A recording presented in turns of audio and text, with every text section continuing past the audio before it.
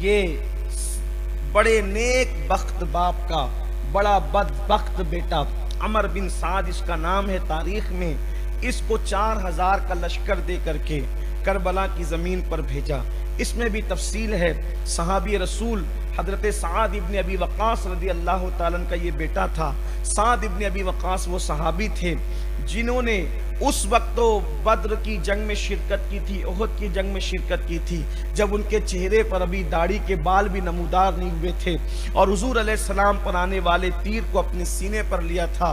لیکن یہ قسمت کی بات ہے، تقدیر کی بات ہے، اللہ تعالیٰ جسے جو چاہے عطا کرے۔ اللہ اکبر، یہ اللہ کا امتحان ہے، اللہ کی شان ہے۔ اللہ تعالیٰ زندے سے مردہ اور مردے سے زندہ پیدا کرتا ہے۔ اس کی تفسیر میں آتا ہے کہ مومن سے کافر پیدا ہوتے ہیں، کافر سے مومن پیدا ہوتے ہیں، جنتیوں سے جہنمی پیدا ہوتے ہیں، جہنمیوں سے جنتی پیدا ہوتے ہیں۔ عمر بن سعد کو 4000 کا لشکر دے کر کے ابن زیاد نے بھیجا۔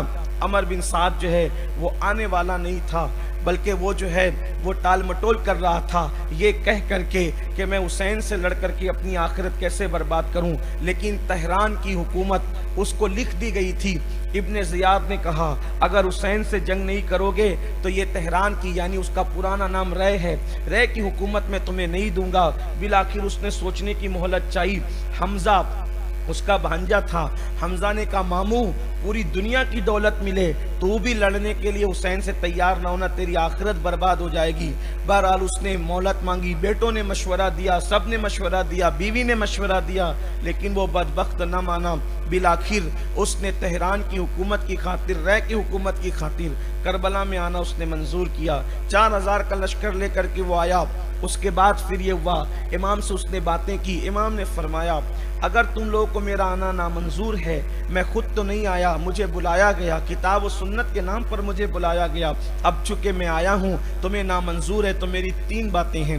ایک بات تو یہ میں جہاں سے آیا ہوں مجھے وہاں واپس چلے جانے دو۔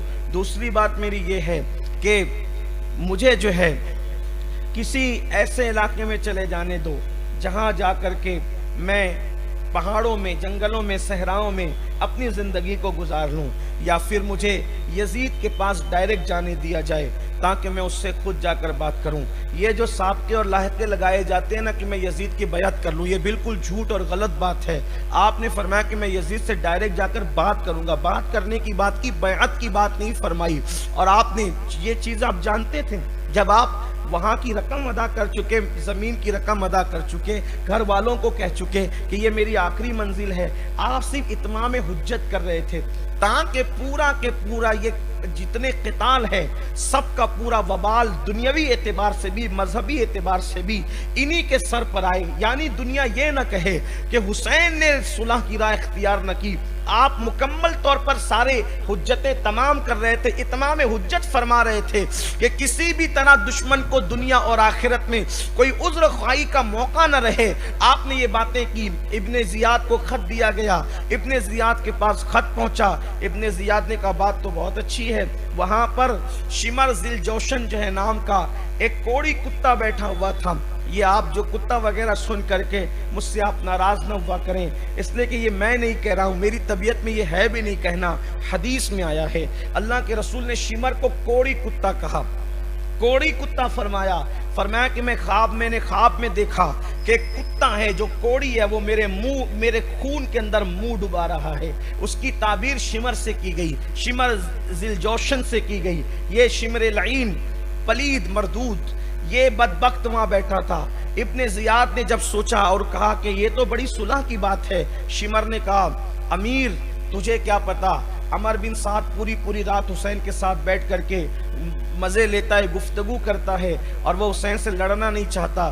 اگر تو نے اس حسین کی شرط مان لی تو ذلیل ہوگا اور حسین عزت پا جائے گا، اس لیے یہ تیرے قبضے میں ہے، تو اپنی بیعت طلب کر، ان کو قتل کر تاکہ تیرے دبدبہ، تیری عزت کا سکہ لوگوں کے دلوں پر بیٹھے۔ شمر نے کہا تو نے اچھا، شمر کی بات پر ابن زیاد نے کہا تو نے اچھا مشورہ دیا، اور اس کے بعد مزید فوج اس نے بھیجی اور ساتھ میں یہ خط بھی دیا کہ دیکھو میں دیکھ رہا ہوں اور سنتا ہوں کہ تم لوگ رات رات بھر کے بیٹھ کر کے مزے کی پیار کی باتیں کرتے ہو، میں نے تمہیں لڑنے کے لیے بھیجا ہے، میں نے تمہیں صلح سپاٹے کے لیے نہیں بھیجا، اگر چاہو تو لڑو، چاہو تو پھر یہ کمان حسین کے حوالے سے اور حسین کے جنگ کے حوالے سے شمر کے حوالے کر دو، اور اگر تم نہیں لڑو گے شمر لڑے گا، اور شمر کو کہا اگر ابن سعد نہیں لڑتا تو پھر تو اس کی گردن اڑا دینا، اور پھر جو ہے وہ گردن میرے پاس بھیج دینا، سر میرے پاس بھیج دینا۔ شمر آیا فوج لے کر کے، جب شمر آیا تو وہ محرم الحرام کی 7 تاریخ تھی، پے در پے جو فوجیں آئی اس کی کل تعداد بن جاتی ہے 22,000۔ 22,000 کا لشکر اب مکمل ہو گیا۔ حالانکہ اس لشکر کے متعلق بہت ساری باتیں ہیں، زیادہ تر مورخین نے 22,000 کا لشکر لکھا ہے، لیکن امام زین العابدین فرمایا کرتے تھے میرے اندازے کے مطابق لشکر یزید یا شامی لشکر کم و بیش 30,000 پر مشتمل تھا۔ اس کی تفصیل ہے اس لیے کہ وہ تھوڑے تھوڑے وقفے سے فوج بھیجا کرتے تھے۔ اب چونکہ ایک ایک آدمی گینا تو نہیں گیا، اس دور میں چونکہ جنگی حالات ہوتے تھے تو لوگ قیاس کرنے والے قیاس کرتے تھے، بعض نے 22,000 کہا، بعض نے 30,000 کہا، اس طرح سے 22,000 کا لشکر، چونکہ ہم 22 ہی کا قول کرتے ہیں چونکہ اکثر مورخین نے 22 کا قول کیا ہے۔ اور امام علی مقام کے ساتھ کتنے تھے؟ جو آپ کے جانثار تھے، جو خاندان کے علاوہ تھے، وہ 72 تھے، خاندان کے علاوہ 72 تھے، اور خاندان کے جو لوگ تھے ان کی تعداد 18 یا 19 تھی۔ آپ کہیں گے کہ 60 پہلے بیان ہوئے مکے سے نکلتے وقت، بالکل وہ 60 تھے، پھر راستے میں کچھ لوگ بڑھے، پھر اسی طریقے سے جو ہے وہ یزید کے سپاہی میں سے خطبے کے بعد کچھ لوگ مزید آئے، اسی طرح کچھ لوگوں کو پتہ چلا تو وہ کوفہ سے بھی آئے، اس طریقے سے کل تعداد جو ہے وہ اتنی ہو جاتی ہے کہ 72 وہ جانثار ہو جاتے ہیں، 18 یا 19 کی تعداد جو ہے وہ خاندان کی ہو جاتی ہے۔ اس طریقے سے یہ تھے، ان میں سے 32 جو تھے وہ سواری پر تھے، گھوڑ سوار تھے، اور 40 جو تھے وہ پیدل تھے، ان کے پاس سواری نہیں تھی۔ اب امام علی مقام کے 7 تاریخ کو کربلا میں جب شمر آیا خط لے کر کے، تو امام پر 7 محرم کو پانی بند کر دیا گیا۔ 7 محرم کو انہوں نے پانی بند کر دیا، 7 کو پانی بند رہا، 8 کو پانی بند رہا، 9 کو پانی بند رہا، 9 تاریخ کو انہوں نے جنگ کا طبل بجا دیا۔ جنگ کا طبل انہوں نے جب بجایا، وہ فوج لے کر کے آئے امام پر حملہ کرنے کے لیے۔ اس وقت امام علی مقام اپنی تلوار کو، ذوالفقار حیدری جو ان کے بابا سے ان کو ملی تھی، اس تلوار کو یوں رکھ کر کے آپ اس پر اپنی تھوڑی رکھ کر کے بیٹھے ہوئے تھے، اسی بیٹھنے میں آپ کو اونگ آئی، امام کو اونگ آئی، جیسے اونگ آئی تو آپ جو ہے وہ اس طبل کی آواز سن کر کے چونک کر کے اٹھے۔ اٹھنے کے بعد غازی عباس سے کہا بھائی عباس یہ کیا آواز ہے؟ کہا امام وہ آپ سے جنگ کرنا چاہتے ہیں۔ امام کی آنکھوں میں آنسو تھے، آپ کی آنکھ میں آنسو تھے۔ سیدہ بی بی زینب پاک کھڑی تھی، اس کی بھائی جان کیا ہوا؟ فرمایا کہ ابھی آنکھ لگی تو خواب میں نانا کا دیدار ہوا، میں نے نانا سے عرض کیا حضور آپ کی قوم مجھے اتنا ستاتی ہے۔ نانا نے فرمایا حسین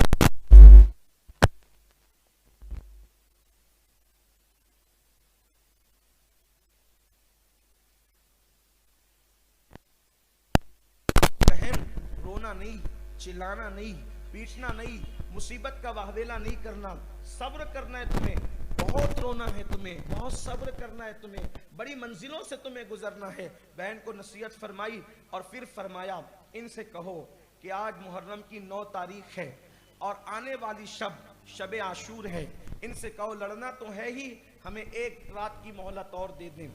اس لیے اب امام 1 رات کی مہلت کیوں لیتے ہیں؟ ابن جریر طبری لکھتے ہیں، امام پاک نے فرمایا کہ عاشور کی شب کی ہمیں مہلت دے دو، کیونکہ اللہ جانتا ہے کہ مجھے تلاوت سے، ذکر سے، اذکار سے، نمازوں سے مجھے کتنی محبت ہے۔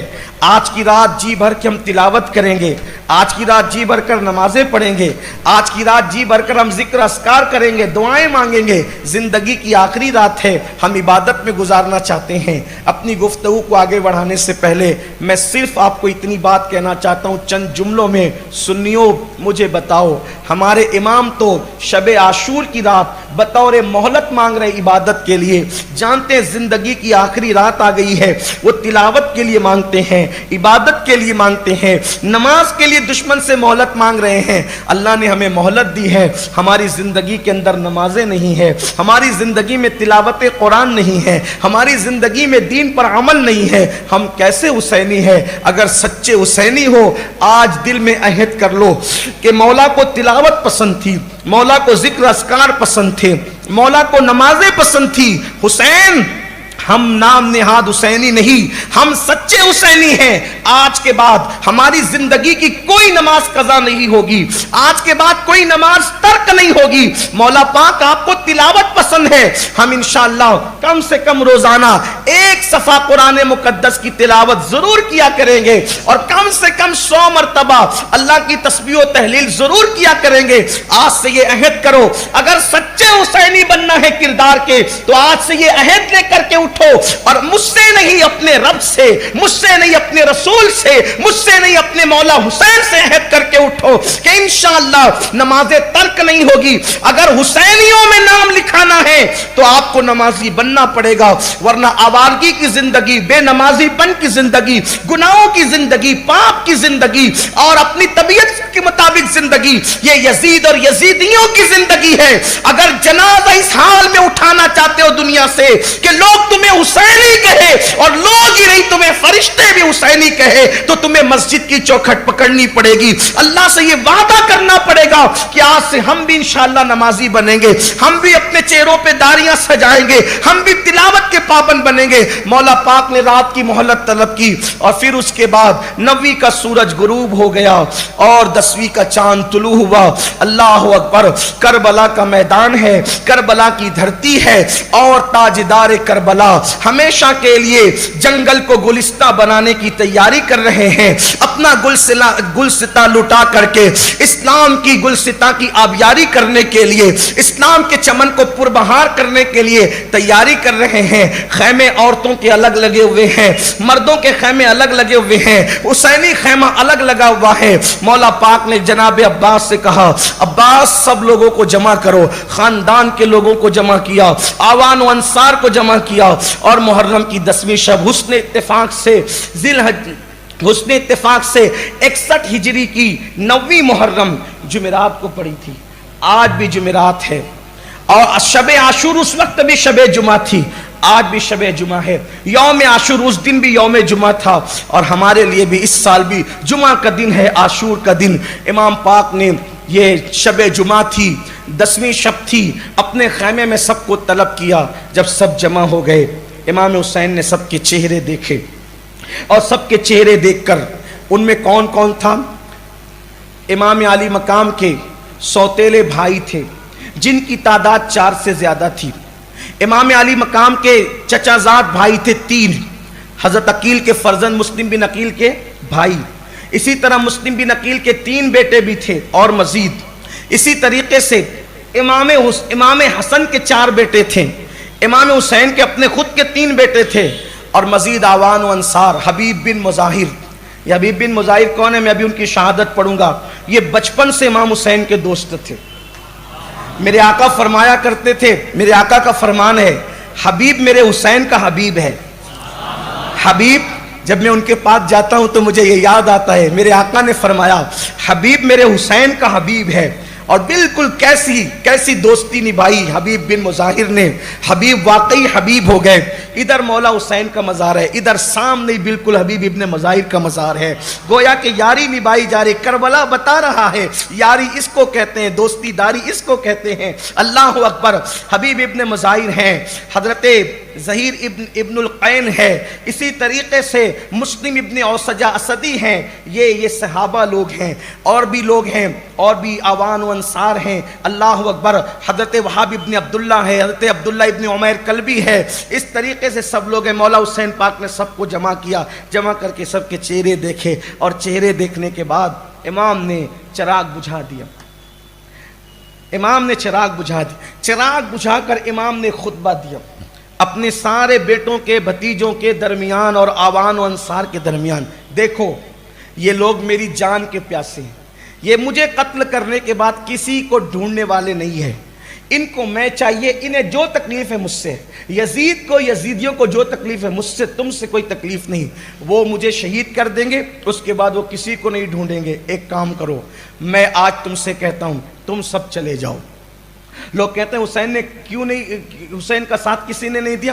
حسین پاک بلا نہیں رہے تھے، مشکل وقت میں لوگ کسی کو بلاتے ہیں، حسین پاک لوگوں کو بھیج رہے تھے، جاؤ یہ صرف میرا امتحان ہے، تمہارا نہیں، تم سب چلے جاؤ، میں تم سب کو اجازت دیتا ہوں، کوئی میں تم سے پکڑ نہیں کروں گا، کوئی شکوہ نہیں کروں گا، کوئی گلہ نہیں کروں گا، تم سب چلے جاؤ، جاؤ آرام کی زندگی گزارو، یہ مجھے شہید کریں گے، ان کے کلیجے ٹھنڈے ہو جائیں گے۔ اور پھر فرمایا اپنے آوان و انصار سے، تم میں ہر ایک آدمی میرے اہل بیت میں سے، میرے خاندان میں سے ایک آدمی کو ساتھ لے لے، ایک ایک سواری لے لے، اور لے کر کے آس پاس کے دیہات میں منتشر ہو جاؤ، یہ مجھے پائیں گے تو تم کو ڈھونڈنے بھی نہیں جائیں گے۔ امام پاک یہ کہنے کے بعد کہتے ہیں تم سب میری طرف سے اجازت یافتہ ہو، یہاں سے چلے جاؤ۔ امام پاک یہ کہہ کر بالکل خاموش ہو گئے۔ چراغ بجھا ہوا تھا خیمہ حسینی کے اندر، جب گفتگو ہو رہی تھی تو سناٹا تھا، لیکن دھیرے دھیرے سسکیوں کی آواز بلند ہوئی، اور وہ آواز بلند ہونے لگی۔ امام پاک نے کچھ بہت دیر کے بعد، جب دیر گزری، آپ نے چراغ روشن کیا، چراغ روشن کیا تو جتنے تھے ان میں سے کوئی ایک بھی نہیں گیا۔ امام کے خیمے سے اٹھ کر سب کو پتہ ہے کل مر جانا ہے، کل شہید ہو جانا ہے۔ کربلا بتا رہا ہے سنیوں، وفا اس کو کہتے ہیں، سچائی اس کو کہتے ہیں۔ صدا امام نے کہا تھا میرے ساتھی جیسے ساتھی کسی کے نہیں، میرے ساتھی بڑے وفادار ہیں، میں جانتا ہوں۔ امام پاک نے لیکن چراغ بجانے کے بعد، دیر کے بعد چراغ جلا، سب سسکیوں کی آواز تھی، فرمایا گئے نہیں؟ تو اس وقت سب سے پہلے غازی عباس اٹھ کے کھڑے ہوئے، مولا ہم آپ کو چھوڑ کے جائیں؟ اگر ہم آپ کو چھوڑ کے جائیں تو آپ کے پاس زندگی گزارنے کا مزہ کیا ہے؟ ہم اس زندگی پہ لعنت کرتے جو حسین کی بے وفائی کے ساتھ ہو۔ حسین آپ جانے کی بات کرتے، قیامت میں آپ کی امی کو منہ کیا دکھائے گی میری ماں، آپ کے نانا کو منہ کیا دکھاؤں گا میں کہ دشمن کے نرگے میں چھوڑ کے علی کا بیٹا بھاگ گیا تھا، کرار کا بیٹا فرار ہو گیا تھا۔ مولا جب تک جسم میں جان ہے آپ کے جوتے پر بھی دھول نہیں آ سکتی کربلا کی، ہم آپ کو چھوڑ کے کیا جائیں؟ پھر جب حضرت غازی عباس نے کہا، پھر کوئی کہتا ہے ہم تو ان کی، ہمارا حال یہ ہوگا، حضرت حبیب ابن مظاہر نے کہا ایسے تیر چلاؤں گا کہ کمانیں ٹوٹ جائے گی، ایسی تلوار چلاؤں گا کہ تلوار ٹوٹ جائے گی، پھر دشمن مجھے ایسے قتل کرے گا کہ میرے ٹکڑے ٹکڑے کر دے گا، تاکہ میں بتاؤں کہ میں حسین کا کیسا غلام ہوں۔ اس طریقے سے سب اپنی اپنی جو ہے کہ گویا کے عقیدتیں پیش کرنے لگے۔ اس کے لیے ایک مزید وقت درکار ہے تذکرہ کرنے کے لیے۔ اب مولا حسین نے کہا اللہ تم سب کو جزا دے، اہل بیت اپنی محبت کرنے والوں کو آزماتے ہیں۔ اہل بیت، حضرت امام زین العابدین کہتے تھے ہمارے یہاں جس کی محبت قبول ہو جاتی ہے ہم اس کو آزماتے ہیں، یعنی سب لوگ کھڑے نہیں اترتے، اہل بیت سے جو محبت کرے گا آزمایا جائے گا۔ امام مالک نے محبت کی دونوں بازو توڑ دیے گئے، گدھے پہ بٹھا دیا گیا، منہ کالا کر دیا گیا، اور مدینے کی گلیوں میں آپ کو پھرایا گیا، کہا اہل بیت کی محبت کا انجام یہ کرو گے، اہل بیت سے محبت۔ امام مالک کا انجام یہ کیا، لیکن امام مالک تیری عظمت کو سلام، امام دارالہجرہ جب منہ کالا کر کے گدھے پہ بٹھایا گیا، بازو توڑ دیے گئے، اس وقت امام مالک کہتے تھے جو مجھے جانتا ہے وہ جانتا ہے کہ میں امام دارالہجرہ مالک ابن انس ہوں، جو نہیں جانتا وہ جان لے کہ مالک بن انس ہوں۔ گدھے پہ منہ کالا کرنے سے پہلے بھی اہل بیت سے جیسے محبت کرتا تھا، گدھے پہ بٹھا کے منہ کالا کرنے کے بعد بھی ایسے ہی محبت کروں گا، حتیٰ کہ یہ محبت میں اپنے کفن میں اپنے ساتھ قبر میں لے جاؤں۔ لوگ کیا سمجھتے ہیں منہ کالا کر کے ہم سے اہل بیت کی محبت چھین لیں گے؟ نہ، حضرت امام مالک نے یہ کیا۔ اور اماموں کی زندگی پڑھے، حضرت سیدنا امام اعظم کو جیل میں ڈالا گیا اہل بیت کی محبت کے جرم میں۔ آپ کیا سمجھتے ہیں یہ بچوں، یہ شربت اور کھچڑے پہ محبت اہل بیت کی بات آپ کرتے؟ نا، آپ کو ستایا جائے گا، آپ کو مارا جائے گا، آپ کو پیٹا جائے گا، آپ کو لوٹا جائے گا۔ جس کی محبت قبول ہو گئی اہل بیت کی محبت میں اس کو ستایا جائے گا۔ اگر نہیں ستائے جا رہے ہو سمجھو ابھی کچے ہو۔ जिस दिन सताए जाओगे समझना अभी कुछ पुख्तगी, किस लिए कि जब मालिक कबूल कर लेता है तो फिर बर्तनों को ठोक ठोक करके देखता है। ये बात है। हजरत इमाम हुसैन ने पहले जांचा कि ये मेरे आवान व अंसार हैं, लोग ये ना समझे, लोग ये ना कहें कि कूफा की हुकूमत के चक्कर में ये 72 आ गए थे। कहा ना, मैं तो इजाजत दे रहा था कि कल मर जाना है, कोई नहीं गया। जब कोई नहीं गया तो पता है अब हुसैन ने अपना इख्तियार बताया। किताबुल हयात के मुसन्निफ अपनी किताब में लिखते हैं, जब कोई उठ करके नहीं गया तो हुसैन ने कब जरा ऊपर देखो, हुसैन ने उन सबको कहा जरा ऊपर देखो। जब ऊपर देखा तो सबका जन्नत में जो महल और ठिकाना था वो नजर आने लगा। नौजवानाने जन्नत के सरदार ने करबला से जन्नत दिखाई, और जो जन्नत के जिस महल में जाने वाला था उसका नाम जन्नत के महल पे लिखा हुआ था। मौला हुसैन ने पहले इम्तिहान लिया फिर जन्नत बताई। जन्नत इतनी आसान है। पहले इम्तिहान लिया, जब उन्होंने अपना ठिकाना देख लिया, इमाम ने फरमाया जाओ अब तुम सब सनद याफ्ता हो, अहले बैत की गुलामी में तुम सब, मौला हमें भी सनद दे दें। ज़ारा के लालो हम इतने पुख्ता तो नहीं है, लेकिन तेरी चौखट बड़ी अजीम है मौला, हमें भी सनद दे दें। जो चाहे लोग कर लें लेकिन आप सनद दे दें। हम चाहते हैं आपसे, आज खैरात चाहते हैं, गुलामी की सनद हमें भी दे दें। उन 72 को दी थी, हमें भी नसीब फरमा दे ताकि हमारा बेड़ा भी पार हो जाए। और जिसको सनद मिल जाती है उसको जन्नत का दीदार हो जाता, मरने से पहले जन्नत का दीदार। साहिब तफसीर कबीर लिखते हैं कि अहले बैत से मोहब्बत करने वाले की रूह बाद में निकाली जाती है, पहले उसको जन्नत में उसका महल दिखाया जाता है। मौला ने फरमाया जाओ अपने अपने घरों, अपने अपने खैमों में अब जाकर इबादत में मसरूफ हो जाओ। इशा की नमाज पढ़ ली गई थी, खैमों में सब अपने अपने चले गए। सबको पता था आज की रात आखिरी रात है। कोई तिलावत कर रहा है, जाफर इब्ने सुलेमान, ये यजीद की तरफ से आया था शामी फौज में। इसने सोचा कि आखिरी रात में ये कर क्या रहे, जरा देखूं तो सही। तो वो कहता है जाफर इब्ने सुलेमान कि मैंने देखा कि मक्खी के भिनभिनाने की कैसी आवाज आती है, वैसे भिनभिनाने की खैमों से आवाज आ रही थी। मैंने कान लगाया तो सुना कि सब अल्लाह की बारगाह में तिलावत कुरान में मसरूफ थे, जिक्र अज़कार में मसरूफ थे। सबका हाल ये था। खुदा जाने वो रात कैसी गुजरी। अल्लाह करे वो रात इबादतों वाली रात अल्लाह हमें भी नसीब करे, हमें भी इबादतों वाली रात, हुसैनी रात हमें भी नसीब करे। यजीदियत के साथ, यजीदी किरदार पे रातें तो बहुत गुजारी है लोगों ने, गाने सुनकर, गंदगी के अंदर गुनाह करके। ज़रा ये हुसैनी वाली रात भी कोई गुजारे, अल्लाह हमें वो रात नसीब करे। इबादत में मसरूफ़ थे। बिल आखिर वो सुबह आ गई जिस सुबह को इंतज़ार था सबका। 61 हिजरी की 10वीं मुहर्रम की सुबह थी, जुमा का दिन था। जैसे ही सुबह तुलू हुई, हर रोज़ पूरे सफ़र में अजान कोई कोई देता था। आज मेरे इमाम ने फरमाया फ़ज्र की अजान कोई और नहीं देगा, आज इमाम आली मकाम का शहज़ादा अली अकबर देंगे अजान। आज करबला की सुबह की पहली अजान अली अकबर ने देनी थी। 18 साल का हम शबी पैगंबर मौला अली अकबर इब्ने हुसैन आज अजान देने वाले थे। कुर्बान करबला वालों की फजर कितनी खूबसूरत थी, जिसका मुअज्जिन हम शबी पैगंबर अली अकबर था, जिसका इमाम इमामुल अइम्मा इमाम हुसैन थे। हम शबी पैगंबर की आवाज़ भी हम शबी थी। अल्लाह अकबर, मेरे नबी के हम शबी थी।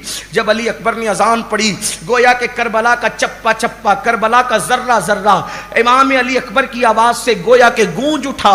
अल्लाह अकबर, आज तक के उन जर्रात के अंदर अली अकबर की आवाज़ का असर देखा जा सकता है, महसूस किया जा सकता है। अली अकबर ने जिंदगी की आखिरी अजान दी और उसके बाद मेरे हुसैन मौला हुसैन पाक ने फजर की अपनी जिंदगी की आखिरी, और आपके बहुत सारे अहबाब ने अपनी जिंदगी की आखिरी नमाज अदा की, नमाज पढ़ाई इमाम हुसैन ने। खुदा जाने क्या मजे आए थे, क्या लुत्फ लूटा था, क्या लज्जतें आई थी। जिसके लिए नबी सजदा तवील कर देते थे आज वो सजदे में था, जिसके लिए नबी सजदा तवील कर देते थे आज वो करबला की जमीन पे अपनी जिंदगी के सुजूद नियाज लुटा रहा था। फजर की नमाज हुई, मौला हुसैन पाक ने सब्र इस्तिकामत की दुआ की। अल्लाह अकबर। मैं गुफ्तगू आगे बढ़ाने से पहले एक बात और पढ़ दूं। सरकार बाबा फरीदुद्दीन गंज शकर रहमतुल्लाह अलैह करबला की आखिरी रात के बारे में यूं बयान फरमाते हैं, जिसको लिखा है आपके मलफूजात में कि वो करबला की जो आखिरी शब थी, उस शब को किसी बीबी ने ख्वाब देखा। خواب یہ دیکھا کہ کربلا کی زمین پر کوئی خاتون ہے اور وہ اپنی آستین سے جو ہے وہ کربلا کی زمین کو صاف کرتی ہے اور کنکریاں اٹھا کر اپنے دامن میں رکھتی ہے۔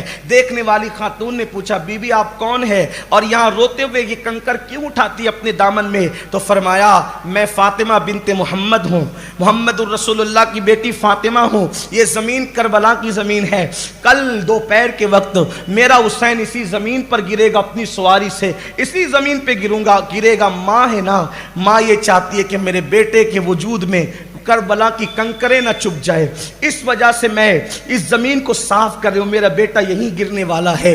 اللہ اکبر۔ صبح ہوئی، اللہ اللہ، صبح کا سورج، وہ خون آشام سورج، کبھی نہ بھلایا جانے والا سورج، کبھی نہ فراموش کیا جانے والا سورج، اللہ اکبر۔ وہ سورج 61 ہجری کا 10ویں محرم کا مشرق سے طلوع ہوا، اللہ اکبر، اور طلوع ہونے کے بعد کربلا کے چپے چپے کو اس نے جو وہ گرمانا شروع کیا۔ ادھر کربلا کا چپا چپا سورج کی حرارت اور تپش سے دھیرے دھیرے گرم ہونے لگا، ادھر جنگ کی تیاریاں ہونے لگی۔ مولا حسین پاک نے اپنے سپاہ کو اللہ اکبر تیار کر لیا، صفوں میں لگا لیا، اس طرف ادھر صفیں تیار ہونے لگی۔ مولا حسین کی جو سپاہ تھی اس کی اس طریقے سے تیاری تھی، اللہ اکبر۔ میں منا پر حضرت حبیب ابن مظاہر تھے، میں سرا پر حضرت ظہیر ابن القین تھے، اور بیچ میں قلب پر حضرت غازی عباس علمدار تھے۔ آپ کو علمدار اس لیے کہا گیا کہ جب جنگیں لڑی جاتی تھی تو ہاتھوں میں پرچم دیے جاتے تھے، جس کو عربی میں علم کہتے ہیں، عین سے بڑے عین سے علم کہتے ہیں، اور وہ علم جو تھا غازی عباس کے ہاتھ میں تھا۔ کہا جاتا ہے، میں نے اپنے بزرگوں سے سنا ہے، کربلا میں جو علم لے کر غازی عباس کھڑے ہوئے تھے اس کا کچھ حصہ ہندوستان میں موجود ہے، اور الحمدللہ اس پہ شکر کے طور پہ کہتا ہوں، ہمارے جن سلسلے کے ہم غلام ہے، جس سلسلے سے ہم وابستہ ہیں، ہمارے محررہ مطہرہ کے مورث اعلیٰ حضرت دعوت الصغریٰ سید محمد بالگرامی دعوت الصغریٰ، جو خواجہ قطب الدین بختیار کاکی کے مرید و خلیفہ ہیں، ان کی خانقاہ میں ابھی بھی وہ عباس علمدار کے علم کا ٹکڑا موجود ہے، جو ہر سال جو ہے وہ ہر سال اس کو نکالا جاتا ہے، اور اس علم کی برکتیں یہ ہے کہ اس وقت جو دعائیں کی جاتی ہے، منتیں مانی جاتی ہے، اللہ تعالیٰ سال پورا ہونے پر اس کو جو ہے وہ پورا فرما دیتا ہے، بلکہ بعض تو سال پورا ہونے پر بھی منتیں پوری ہو جاتی ہے۔ بلگرام شریف میں ابھی وہ علم موجود ہے۔ میری تمنا ہے کہ کاش کبھی ایک مرتبہ وہ عباس علمدار کا علم کا حصہ میں بھی اپنی آنکھوں سے دیکھوں، لیکن محرم شریف کی محفلوں کی مصروفیات ان تاریخوں میں وہاں پہنچنے نہیں دیتی۔ کاش ہماری نگاہوں سے ایک بار اس کا دیدار ہو جائے۔ ہم خوش نصیب ہے، پہلے تو وہ علم کا حصہ ہندوستان میں ہے، وہ کربلا والے علم کا حصہ ہندوستان میں ہے، اور پھر بڑی بات یہ ہے کہ جن خانقاہ سے ہم لوگ وابستہ ہیں، بلگرام شریف جو کہ محررہ مطہرہ اسی کے برانچ ہے، تو وہاں پر وہ موجود ہے، ہر سال وہ علم نکلتا ہے، اس کی تصویریں اگر آپ چاہیں تو آپ کو مل سکتی، آپ جو ہے وہ دیکھ سکتے ہیں، میرے پاس موجود ہے۔ اس سال جو علم شریف نکلا تھا میں سوچا کہ میں وہاں پہنچ تو نہ سکا، لیکن کم از کم اس کی تصویر میں دیکھ لوں۔ اللہ اکبر۔ اگر آپ کو اللہ توفیق دے تو آپ وہ جا کر کے زیارت کر سکتے ہیں۔ وہ محرم شریف کے ایام میں اس کی 5 یا 7 محرم کو اس کی زیارت کرائی جاتی ہے، وہ علم نکلتا ہے۔ میرے آقا علیہ الصلوۃ والتسلیم کے پیارے دیوانوں، تو غازی کے ہاتھ میں علم دیا، اسی لیے آپ علمدار کہلائے۔ غازی عباس کو علمدار کہنے کی وجہ کیا تھی؟ آپ کے ہاتھ میں کربلا کا علم موجود تھا، امام علی مقام کا، اور آخری تک آپ نے اس کو سنبھال کر کے رکھا۔ پھر اس کے بعد اللہ اکبر، امام پاک نے سوچا جنگ شروع ہونے سے پہلے میں خطبہ دوں۔ امام پاک نے خطبہ پڑھا، آپ اونٹنی پر بیٹھے، اونٹنی پر بیٹھ کر کے آپ گئے، اور جانے کے بعد آپ نے فرمایا اتمام حجت کرنے آیا ہوں، جو نہیں جانتا وہ جان لے، میں حسین ابن علی ہوں، علی کا بیٹا حسین ہوں، میرا نسب، میں نبی کا نواسا ہوں، میں نے کسی پہ ظلم نہیں کیا، میں نے کبھی جھوٹ نہیں بولا، میں نے کسی کو قتل نہیں کیا۔ کیوں آئے ہو؟ میرے خون سے اپنے ہاتھوں کو رنگ کر کے قیامت تک کے لیے مجرم بننے کے لیے آئے ہو؟ میں اتمام حجت کرنا چاہتا ہوں، میرا خون نبی کا خون ہے، میری رگوں میں نبی کا خون ہے، اپنے ہاتھ کو رنگین نہ کرنا۔ اور آپ جانتے ہو میں نے کبھی جھوٹ نہیں بولا، تمہیں پتا ہے کہ میرے اور میرے بھائی کے لیے رسول اللہ نے فرمایا کہ حسن اور حسین جنتی جوانوں کے سردار ہیں۔ اگر تم کو میری بات پہ یقین نہیں آتا، ابو سعید خدری اب بھی زندہ ہیں، حیات ہیں، ابھی بھی ابو سعید خدری موجود ہے، ابھی بھی ابو سعید خدری موجود ہے، ان سے پوچھو، جابر ابن عبداللہ انصاری موجود ہے، ان سے پوچھو، ان لوگوں سے سوال کرو، یہ حضور کے صحابہ موجود ہیں، انہوں نے اپنے کانوں سے سنا۔ اور اگر تم اس بات کو یہ سمجھتے ہو کہ میں جھوٹ بول رہا ہوں تو اتنا تو تمہیں پتہ ہی ہے کہ میں نبی کا نواسا ہوں، اس میں کوئی شک نہیں۔ مشرق سے لے کے مغرب تک پوری دنیا میں نبی کا نواسا کوئی موجود نہیں سوائے میرے ہاتھ، میرے خون سے اپنے ہاتھ کیوں رنگتی ہو؟ اور پھر میں خود نہیں آیا، تم نے خط لکھے، وہ لوگ سب موجود تھے جنہوں نے خطوط لکھے تھے، فلاں ابن فلاں تو نے خط نہیں لکھا تھا، فلاں ابن فلاں تو نے خط نہیں لکھا تھا، تم نے سب خط لکھے تھے، آپ نے کہا خط لا کو، خط لا کر کے انڈیل دیے گئے، یہ خط تمہارے نہیں تھے۔ ان ظالموں نے کہا، چند ایک لوگ تھے خط نکلے والوں میں جو موجود نہیں تھے، ان سب نے کہا ہم نے کوئی خط نہیں لکھے تھے، ہم کوئی خط نہیں پہچانتے۔ یعنی دنیا جب لوگوں پہ چھا جائے تو اس طریقے سے آنکھوں پہ پٹی بن جاتی۔ میں کبھی کبھی اکیلے میں سوچتا ہوں، سامنے امام حسین تھے، امام حسین کا چہرہ تھا، ان کے نسب میں کوئی کسی کو شک و شبہ بھی نہیں تھا، پھر بھی لوگ اتنے بدل گئے۔ رسول اللہ کے پردہ فرمانے کے صرف 50 سال میں لوگ اتنے بدل گئے۔ پتہ چلا دنیا، اقتدار کی ہوس، عزت کی لالچ، دولت کی لالچ انسان کو اندھا بہرا کر دیتی۔ بالآخر وہی ہوا، انہوں نے انکار کیا۔ خطبہ سن کر بیویاں رو پڑی، آہو فغاں کرنے لگی، آواز باہر آئی۔ امام نے غازی عباس سے اور مولا علی اکبر سے کہا جاؤ ان کو چپ کراؤ، خاموش کراؤ۔ آپ نے اپنی بات مکمل کی۔ انہوں نے کہا آپ کیا کہہ رہے ہیں، ہمیں کچھ سمجھ میں نہیں آتا۔ حضرت زہیر ابن القائن نے فرمایا تم بدبخت ہو چکے، تمہاری آنکھوں پر دنیا کی محبت کی پٹی لگ چکی، تمہارے دلوں پر مہر لگ چکی، تم نہیں سمجھتے۔ حبیب ابن مظاہر نے فرمایا تم ہی تو لوگ تھے محبت کے دعوے دار، اب آل نبی کا خون تم بہاؤ گے۔ بہرحال باتیں اس طریقے کی ہوتی رہی۔ جب انہوں نے ایک نہ سنی، امام واپس لوٹ گئے۔ امام واپس لوٹے، حر آئے ابن سعد کے پاس، عمر بن سعد کے پاس کہا، حر نے کہا وہ کانپ رہے تھے، پورا کانپ رہے تھے، آپ پورا کانپ رہے تھے۔ کسی نے پوچھا حر تو 1000 کے برابر سمجھا جاتا ہے، کسی جنگ میں تو نہ کانپا، یہاں کیوں کانپ رہا ہے؟ حر نے کہا میری آنکھوں سے میں دیکھ رہا ہوں کہ میں جنت اور جہنم کے بیچ میں کھڑا ہوں، جنت اور جہنم کے بیچ میں کھڑا ہوں، کدھر جاؤں لیکن میں جاؤں گا جنت میں۔ ابن سعد سے کہا ہم لڑیں گے؟ کہا بالکل لڑیں گے، کم سے کم لڑنے کا معیار یہ ہوگا کہ ہاتھ کٹ کٹ کے گریں گے، گردنیں کٹ کٹ کے گریں گی۔ کہا توف ہے تجھ پر۔ ایڑ لگائی، امام کے پاس آئے، امام کے پاس آئے، امام سے کہا امام یہاں تک لانے والا مجرم آپ کا میں ہوں، آپ کو یہاں تک لانے والا مجرم میں ہوں، جتنی غلطیاں سب میں نے کی، لیکن امام سخی ابن سخی ہو، اب میں سمجھ گیا کہ یہ غلط کر رہے ہیں، کیا آپ مجھے معاف کر سکتے؟ توجہ کریں جملوں کے انتخاب پر، آل نبی کی گفتگو کا معیار دیکھیں، نبی کی گود میں پرورش پانے والے کے جملوں کو سنیں۔ حر کہہ رہے تھے مولا آپ مجھے معاف کر سکتے ہیں؟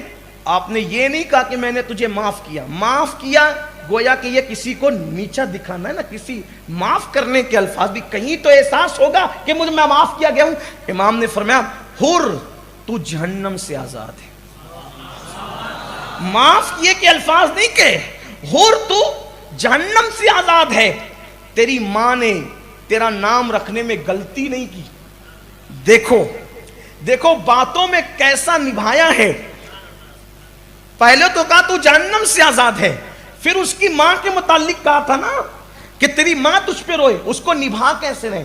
تیری ماں نے تیرا نام رکھنے میں غلطی نہیں کی، تیرا نام حر رکھا، اور حر کا مطلب ہوتا ہے آزاد کے، جا تو دنیا کے غموں سے بھی آزاد ہے، تو جہنم سے بھی آزاد ہے۔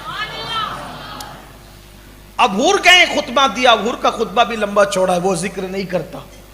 بہرحال پھر جنگ کا آغاز ہوا، جنگ کا آغاز ہوا تو عمر بن سعد نے سب سے پہلے یسار اور سالم، یسار غلام تھا زیاد کا، زیاد کا ذکر سن چکے آپ، اور سالم غلام تھا ابن زیاد کا، پہلے ان دونوں کو بھیجا، اور بھیجنے کے بعد اس نے تیر چلایا، عمر بن سعد نے کہا کہ گواہ رہنا، عبید اللہ ابن زیاد کے پاس گواہی دینا کہ جنگ میں سب سے پہلے تیر میں نے چلایا تھا تاکہ وہ مجھے انعام دے۔ جنگ کا تیر چلا، سالم اور یسار دونوں آئے مقابلے میں، حضرت حبیب ابن مظاہر اور مسلم ابن اوسجہ اسدی یہ دونوں میدان میں جانے لگے. امام نے فرمایا رکو ابھی تم نہ جاؤ. حضرت وہاب جانے لگے, ان کو بھی کہا تم نہ جاؤ. حضرت عبداللہ ابن عمیر کلبی ان کو کہا کہ تم جاؤ. عبداللہ ابن عمیر کلبی یہ کربلا کی شام سے پہلے آئے تھے, 9 محرم کی شام سے پہلے آئے تھے. کیسے آئے تھے؟ آپ کوفہ میں تھے, عبداللہ ابن عمیر کلبی کوفہ میں تھے. کوفہ میں تھے, انہوں نے دیکھا کہ ایک بہت بڑا لشکر جا رہا ہے. وہی لشکر جو لے کر کے چلے تھے, بڑا لشکر جا رہا ہے. آپ نے پوچھا یہ لشکر کہاں جا رہا ہے؟ سوچا اگر جہاد پہ جا رہا ہوگا تو مشرکین سے میں بھی شامل ہو جاؤں گا. تو کسی نے کہا یہ حسین ابن فاطمہ, حسین ابن فاطمہ کو ختم کرنے کے لیے جا رہے ہیں. کہاں نبی کے نواسوں کو کہاں, انہوں نے بغاوت کی, وہ باغی ہو گئے معاذ اللہ, ان کو ختم کرنے جا رہا ہے. انہوں نے اپنی بیوی سے کہا جس کا نام ام وہب تھا, ام وہب ہم بہت تمنا کرتے تھے کہ اللہ کی راہ میں جان دیں گے, یہ حسین سے لڑنے جا رہے ہیں, ہم امام علی مقام کی طرف سے لڑیں گے اور جان دے دیں گے. بیوی نے کہا اس سے اچھا سودا کیا ہے. تو یہ لوگ ادھر نکلے, یہ 7 محرم کو پہنچے. یہ تیاری کر کے 9 محرم کو حضرت عبداللہ ابن عمیر کلبی آئے, اور 10ویں محرم کو سب سے پہلے کربلا میں یہ مولا حسین نے ان کو اجازت دی. بیوی کے ساتھ آئے تھے. جب جانے لگے تو بیوی نے کہا مولا ان سے کہیں کہ میں نے حدیث میں سنا ہے کہ جو شہید ہوتا ہے وہ جنت میں جائے گا, اس کو حوریں ملے گی. ان سے کہنا کہ جب یہ جنت میں جائیں گے تو اکیلے نہیں جائیں گے, مجھے بھی ساتھ لے کر جائیں. مولا اس پہ آپ ضمانت دے, ضامن ہو جائیں, آپ ضمانت دے اس پر, آپ ضامن ہو جائیں کہ ہمیں جو ہے یہ جنت میں اپنے ساتھ لے کر کے جائیں. مولا پاک نے دعا دی, فرمایا یہ جنت میں اے عبداللہ ابن عمیر تم لے جانا جنت میں اس کو, ام وہب کو اپنے ساتھ. اور پھر اس کے بعد المختصر یہ کہ حضرت عبداللہ ابن عمیر کلبی رضی اللہ تبارک و تعالیٰ عنہ میدان میں گئے, اور پھر اس کے بعد جو ہیں وہ لڑائی ہوئی. آپ نے سالم کو ایک وار کے اندر 2 ٹکڑے کر دیے, یسار نے آپ کی انگلیوں کو کاٹ دیا, لیکن آپ نے اس کے بھی 2 ٹکڑے کر دیے. اور اس کے بعد پھر آپ لڑتے رہے, امام علی مقام کی غلامی کا حق ادا کرتے رہے. اور جب آپ لڑ رہے تھے تو آپ کی بیوی ام وہب کے اندر بھی ایک پاور آ گیا, اور انہوں نے بھی جو ہے ایک چوب لی اور وہ لڑنے کے لیے گئی. آپ نے کٹے ہوئے ہاتھ سے اشارہ کیا جا ادھر جا, عورتوں پر فرض نہیں ہے کہ وہ قتال کرے, وہ نہیں ہٹی. تو حضرت امام پاک سے کہا امام اس کو کہیں. امام نے فرمایا بی بی اللہ تجھ پہ رحم کرے, واپس آ جا, عورتوں پہ قتال فرض نہیں ہے. بالآخر حضرت عبداللہ ابن عمیر کلبی شہید ہوئے. جب آپ شہید ہوئے, امام نے پہلا لاشا اٹھا کر کے جب لایا, آپ کی بیوی نے جیسے ہی دیکھا, آپ کی بیوی نے جیسے ہی دیکھا لاشا آیا ہے اور لاشا بلکہ آ رہا ہے, تو پکار کر کے کہا حسین کی محبت میں شہید ہو کر تجھے جنت میں جانا مبارک ہو. جیسے ہی کہا تجھے جنت میں جانا, ان عورتوں کا جگر کیا تھا. اگر خواتین سن رہی ہیں تو ذرا وہ بھی حوصلہ کریں کہ ان عورتوں کا جگر کیا تھا. کہا تجھے جنت میں جانا مبارک ہو. جیسے ہی سنا تجھے جنت میں جانا مبارک ہو, شمر جل بھن گیا, ایک کو حکم دیا اس کو بھی مار. اس کے سر پر ایک ایسی تلوار ماری کہ حضرت عبداللہ ابن عمیر کلبی کی بیوی نے وہیں پر جام شہادت نوش فرمائی. یہ کربلا کی پہلی قربانی تھی, یہ کربلا کی پہلی شہادت تھی. جب مولا حسین نے دونوں کا لاشاں اٹھا کر کے لایا تو پھر وہاں پر وہاب ابن عبداللہ, وہاب ابن عبداللہ یہ کون ہے؟ ان کی شادی کو صرف 17 دن ہوئے. وہاب بن عبداللہ کی شادی صرف 17 دن ہوئے, 17 دن ہوئے تھے. ماں کو پتہ چلا حسین کربلا میں ہے. ماں اب وہاب کے پاس, وہاب ابن عبداللہ بیٹے تیری شادی کو 17 دن ہوئے اور مجھے پتہ چلا ہے کہ سیدہ کا لال کربلا میں ہے. اگر تو میرے دودھ کا حق ادا کرنا چاہتا ہے حسین پہ اپنی جان قربان کر دے. انہوں نے کہا امی میں اپنی بیوی سے بھی اجازت لے لوں. بیوی کو کہا, بیوی نے کہا اس سے سستا سودا کیا ہے, چلو میں بھی چلوں گی. اس کے بعد کربلا میں امام علی مقام کے پاس تینوں آئے. آنے کے بعد امام سے ماں نے کہا سرکار سیدہ کے لال, میرے پاس اس جوان بیٹے کے علاوہ کچھ نہیں اور میرے بیٹے کی شادی کو صرف 17 دن میں, قربانی قبول فرمائیں. امام نے قبول کیا. قبول کرنے کے بعد دعا دی, اور دعا دینے کے بعد پھر حضرت وہاب ابن عبداللہ جو 17 دن کا دولہا تھا ان کو بھی کربلا میں روانہ کیا. آپ گئے, آپ نے بھی شجاعت کے جوہر دکھائے اور بڑی بہادری کے جوہر دکھائے، بالآخر آپ بھی شہید ہو گئے۔ جب شہید ہوئے ایک ظالم یزیدی نے آپ کا گلا کاٹا اور سر کاٹ کر کے امام کی طرف پھینکا۔ امام پاک وہ سر لے کر کے، کٹا ہوا سر لے کر آئے جس سے خون ٹپک رہا تھا۔ امام پاک نے ان کی ماں کی گود میں دیا، یہ آپ کے بیٹے کا سر۔ جیسے ہی ماں نے سر لیا اور ماں نے کہا اللہ تجھے جزائے خیر دے، تو نے بی بی فاطمۃ الزہرا کے بیچ ان کی بارگاہ میں مجھے سرخرو کر دیا میرے بیٹے۔ دیکھو ماں کا حوصلہ کیا تھا، دین پہ قربانی دینے والوں نے کیسی قربانی دی، محبت کرنے والوں نے کیسی محبت کی، پیار کرنے والوں نے کیسا پیار کیا، اور پھر وہ سر اٹھا کر کے 17 دن کی دلہن جس کے ہاتھوں کی مہندی بھی نہ چھٹی تھی، 17 دن کی دلہن کی گود میں دیا۔ وہ آخر نوجوان لڑکی تھی وہ دلہن، وہ برداشت نہ کر سکی، چیخ ماری اور اس کی بھی جان چلی گئی۔ 2 مرد شہید ہوئے، 2 عورتیں شہید ہوئے۔ اب ایک کے بعد ایک شہادت کا سلسلہ شروع ہوتا ہے۔ حضرت حبیب ابن مظاہر کی جب شہادت ہوئی، آپ نے جو بہادری کے جوہر دکھائے حبیب بن مظاہر نے، اللہ اکبر، حیرت ہوتی تھی اس پر۔ آپ نے تنہا 82 یزیدیوں کو قتل کیا حبیب بن مظاہر، یعنی یہ مقابلہ کیسا ہو رہا تھا 22,000 کے لشکر کے ساتھ۔ اگر ایک ایک شہادت تفصیل سے پڑھوں، صرف وصول برکت کے لیے پڑھ رہا ہوں، نام لے رہا ہوں، ورنہ ایک ایک شہادت تفصیل سے پڑھی جائے تو کم سے کم ایک شہادت کو آدھا گھنٹہ چاہیے، اور ادھر ادھر سے نہیں، صرف ابن جریر طبری سے بس۔ یہ ابن جریر طبری کون ہے پتہ ہے جن پر آج باتیں ہو رہی؟ ابن جریر طبری یہ تفسیر جریر کے مصنف، تفسیر طبری کے مصنف ہے ابن الجریر طبری۔ پہلی تفسیر جو لکھی گئی دنیا اسلام کے اندر اس کے مصنف ہے ابن جریر طبری رضی اللہ تبارک عنہ۔ بہرحال تو ان سے اگر پڑھا جائے تو کم سے کم آدھا گھنٹہ تو چاہیے ان کی کارکردگی پیش کرنے کے لیے۔ تو حبیب ابن مظاہر لیکن جب شہید ہوئے، امام پاک نے ایک تاریخی جملہ فرمایا۔ کیا کہا پتہ ہے؟ حبیب تیرے جانے سے میرا بازو کٹ گیا۔ یہ اس سے اہمیت پتہ چلتی حضرت حبیب ابن مظاہر کی، کہا تیرے جانے سے میرا بازو کٹ گیا۔ پھر اس کے بعد حضرت مسلم ابن اوسجہ یہ بھی شہید ہوئے۔ جب حضرت مسلم ابن اوسجہ شہید ہوئے نا، تو پہلے مسلم ابن اوسجہ شہید ہوئے تھے حبیب بن مظاہر سے پہلے۔ جب یہ شہید ہو رہے تھے تو امام پاک ان کے سرانے کھڑے تھے اور ان کے سر پر ہاتھ پھیرتے تھے۔ انہوں نے آنکھیں کھولی تو آنکھیں کھول کر امام نے ان کو دیکھ کے مسکرایا۔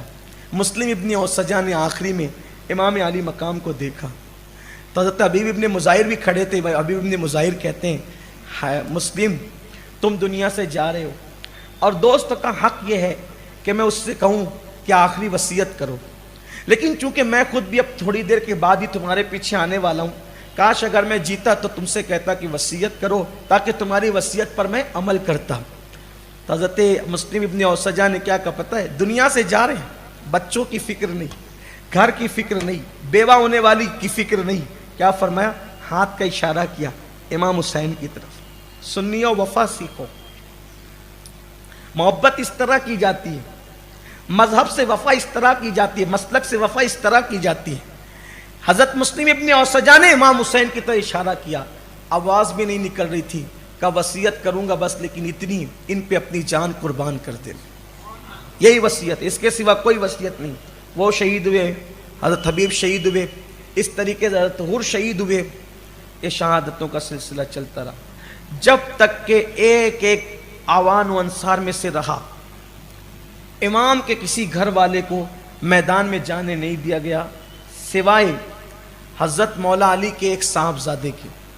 وہ اس لیے گئے تھے کہ جس وقت حر گئے تھے تو کچھ معاملہ ایسا ہو گیا تھا کہ ان کو جانے کی ضرورت پڑی اور وہ بھی شہید ہو گئے۔ اب اس کے بعد ایک ایک آوان و انصار جب سب شہید ہو گئے، اب بنو ہاشم کے جوان بچے۔ جب بنو ہاشم کے جوان بچے، ان میں سے سب سے پہلے حضرت عبداللہ ابن مسلم جو حضرت مولا علی کے نواسے تھے، مولا علی کے سگے نواسے۔ مولا علی کے سگے نواسے کس اعتبار سے؟ ام بنین کی جو بیٹی تھی وہ حضرت مسلم بن عقیل کے نکاح میں تھی۔ اور یہ مسلم بن عقیل کے بیٹے عبداللہ تھے، اس اعتبار سے یہ عقیل کے پوتے اور مولا علی کے سگے نواسے تھے، امام حسین کی سوتیلی بہن کے بیٹے تھے۔ یہ آئے امام علی مقام سے کہا چچا، اس اعتبار سے کہ یہ مسلم بن عقیل کے بیٹے تھے، میں جانا چاہتا ہوں۔ حضرت عبداللہ بن مسلم، امام نے ان کو دیکھا اور کہا کہ تمہارے باپ کی شہادت کافی ہے، تم نہ جاؤ، تم جاؤ گے تو مجھے برداشت نہیں ہوگا، تمہارا باپ شہید ہو گیا، اتنا کافی ہے۔ انہوں نے کہا میں تو جاؤں گا۔ وہ بھی گئے میدان میں، عبداللہ بن مسلم ابن عقیل، کئی 100 یزیدیوں کو انہوں نے قتل کیا، بالآخر ان کی بھی شہادت ہے۔ یہ شجاعت کی داستان ہے۔ آپ یہ نہ سمجھے کہ وہاں پر وہ گئے اور گاجر مولیوں کی طرح کٹتے رہے، نہیں، آوان و انصار میں سے، اہل بیت میں سے کوئی ایسا نہ تھا جس نے کم سے کم درجنوں کو قتل نہ کیا ہو۔ اس طرح سے بہادری سے جاتے تھے۔ مسلمان جوانوں، اپنے اندر بہادری پیدا کرو۔ ہم تو چوہے سے بھی ڈرتے ہیں، کتے سے بھی ڈرتے ہیں، چھپکلی سے بھی ڈرتے ہیں، حوصلہ پیدا کرو۔ ڈرتے کیوں ہیں؟ آخرت پر یقین نہیں۔ ڈرتے کیوں ہیں؟ اللہ رسول کی وہ محبت نہیں، اللہ رسول کا وہ خوف نہیں۔ جرائم کرتے اس لیے جینے کی تمنا ہے، اگر جرائم نہ کریں تو پھر آخرت کی تمنا دل میں پیدا ہو۔ عبداللہ بن مسلم شہید ہوئے، ان کے بھائی شہید ہوئے، بعد میں حضرت عقیل ابن ابو طالب کے بیٹے ایک کے بعد ایک تقریباً 4 آئے، وہ شہید ہوئے۔ پھر اس کے بعد حضرت امام حسن مجتبیٰ کے مزید 3 بیٹے، حضرت عبداللہ الاکبر ابن امام حسن، محمد ابن امام حسن، اس طریقے سے یہ حضرات ایک کے بعد ایک شہید ہوتے رہے۔ اسی طریقے سے عمر ابن امام حسن، یہ حضرات شہید ہوئے 3۔ پھر اس کے بعد حضرت سیدنا امام قاسم رضی اللہ تعالیٰ عنہ، جو چوتھے بیٹے تھے امام حسن کے۔ امام حسن کے 4 بیٹے کربلا میں تھے، 4 کے 4 شہید ہوئے۔ امام حسن پاک کے 4 کے 4 تینوں بیٹے ایک کے بعد ایک، ان کی بھی شہادت بڑی طویل ہے، لیکن اب اس کا ذکر کا یہاں ٹائم نہیں ہے، جلدی جلدی سے چلتے ہیں۔ امام قاسم آئے۔ امام قاسم کی خصوصیت یہ تھی، امام قاسم پاک کی خصوصیت یہ تھی، ان کی نسبت حضرت سیدہ سکینہ ابن حسین سے طے ہوئی تھی۔ امام قاسم کی نسبت طے ہوئی تھی، لیکن شادی وغیرہ کے جو معاملات بیان کیے جاتے ہیں اس کی کوئی اصل نہیں ہے، ایسے کوئی واقعات نہیں ہے، صرف نسبت طے ہوئی تھی، اسی پر اہل سنت جو ہے وہ اتفاق کرتے ہیں۔ امام قاسم آئے۔ امام قاسم نے کہا چچا، میرے تینوں بھائی شہید ہو گئے، میرے تینوں بھائی شہید ہو گئے، اب میں یہ چاہتا ہوں کہ میں خود جاؤں۔ امام حسن کی نسل 2 بیٹوں سے چلی، ایک زید بن حسن اور ایک حسن مصنع، دونوں سے چلی۔ بعد میں حضرت زید بن حسن کی اولاد کا سلسلہ بھی ختم ہو گیا، اور اب جو امام حسن کی نسل ہے وہ حضرت حسن مصنع کے ذریعے سے جو آج تک جاری، غوث پاک وغیرہ سارے بزرگ یہ حسنی انہی کی نسل سے ہے۔ زید بن حسن جو ہے، ان سے کچھ دور تک نسل چلی، جن میں حضرت داتا علی حجوری ہے۔ یہ داتا صاحب بھی حسنی سید ہے، داتا علی حجوری جو لاہور کے اندر ہے، یہ حسنی سید ہے، لیکن اس طرف سے۔ امام قاسم، لوگ کہتے ہیں حسنی نسل کیسے چلی، میں نے تھوڑی سی وضاحت اس کی کر دی ہے۔ انشاءاللہ کبھی موقع ملے گا تو نسل حسن کا ہم پورا ایک سیشن چلائیں گے اور اس پر تفصیل سے گفتگو کریں گے، امام حسن کی نسل کیسے چلی۔ حضرت امام قاسم آئے۔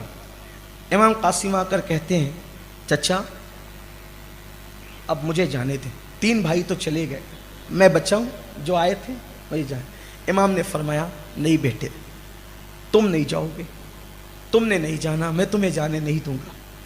امام قاسم سوچتے سب کو جانے کی اجازت ہے، مجھے جانے کی اجازت نہیں۔ پریشان ہو کر اپنی پھوپھی کے پاس ہے، رونے لگے۔ پھوپھی سیدہ زینب سے کہا آپ اگر کوئی بات کہتی ہے تو انکار نہیں ہوتا، آپ چلے نا، چچا کو منائے نا، ان سے کہیں۔ سیدہ زینب نے جوان بھتیجے کو سینے سے لگایا، رو پڑی، میرے بھائی کی نشانی، کس منہ سے تجھے جانے دیں۔ ایسے میں امام قاسم جو ہے وہ بے چین ہوئے، اور بے چین ہو کر آپ کا ہاتھ اپنے بازو پہ پڑا۔ وہ تعویذ تھا جو امام حسن نے بوقت شہادت آپ کو دیا تھا، کہا تھا بیٹا جب مشکل وقت آئے تو اس وقت اس کو کھولنا۔ امام قاسم کو کبھی مشکل وقت نہیں آیا تھا۔ وجہ کیا تھی؟ وجہ یہ تھی کہ کبھی امام حسین نے امام حسن کی شہادت کے بعد امام حسن کے یتیموں کو احساس ہی نہیں ہونے دیا تھا کہ تم یتیم ہو گئے. اپنے بچوں کی جو ضد پوری کرتے تھے اس سے پہلے بھائی کے بچوں کی ضد پوری کرتے. لیکن جب امام حسین نے کہا میں تجھے کربلا میں جانے نہیں دوں گا، تو اس وقت روتے ہوئے ماں کے پاس امام قاسم نے یہ جملہ کہا تھا، یہ تاریخی جملہ، ماں آج تیرا قاسم یتیم ہو گیا، ماں آج تیرا قاسم یتیم ہو گیا، پھوپھی آج تیرا بھتیجا قاسم یتیم ہو گیا. بیویوں نے رو کے کہا تھا قاسم تو یتیم ہونے کے لیے تجھے 20 سال کا عرصہ بیتا، یتیم ہونے کے لیے معاف کیجیے گا کم و بیش امام قاسم کو یتیم ہونے کے لیے آپ 41 ہجری میں 40 اور 41 ہجری میں تو مولائے کائنات کی شہادت ہوئی، اور مولائے کائنات کی شہادت کے ٹھیک 3 سال کے بعد کم و بیش، اور بعض لوگ کے مطابق تقریباً 10 سال کے بعد امام حسن مجتبیٰ کی شہادت تھی. بعض کہتے ہیں 3 سال اور بعض کہتے ہیں 10 سال، جو بھی ہو میں نے دونوں اقوال پیش کر دیا آپ کے سامنے. تو پہلے ہی شہید ہو گیا تھا، آج سے عرصہ پہلے آج تجھے شہادت کا احساس ہوا. اس وقت امام قاسم کہتے ہیں میں نے جو مانگا میرے چچا نے مجھے دیا، آج میں نے شہادت مانگی چچا نے انکار کیا. میں سوچتا ہوں کہ آج اگر میرا باپ حیات ہوتا تو وہ مجھے اس طرح نہ روکتا. چچا نے آج احساس دلا دیا کہ قاسم یتیم ہو گیا. سب کو اجازت ہے، قاسم کو اجازت نہیں. اسی کشمکش میں امام قاسم کا ہاتھ اپنے بازو پہ پڑا. جب اپنے بازو پہ پڑا تو حضرت امام قاسم نے باپ کی یاد آئی تو وہ تعویذ کھولا، اور تعویذ کھولنے کے بعد اس میں کوئی آیت نہیں تھی، کوئی نقش نہیں تھا. اس میں یہ لکھا ہوا تھا قاسم میری آنکھوں کی ٹھنڈک، میرے دل کا چین، مجھے یقین ہے اس وقت تو میدان کربلا میں ہوگا، اور اس وقت میں نہیں ہوں گا، نہ تیرے دادا ہے، نہ میں ہوں، نہ تیری دادی ہے، اور تیرے چچا اکیلے دین کی خاطر کربلا میں جان قربان کرتے ہوں گے.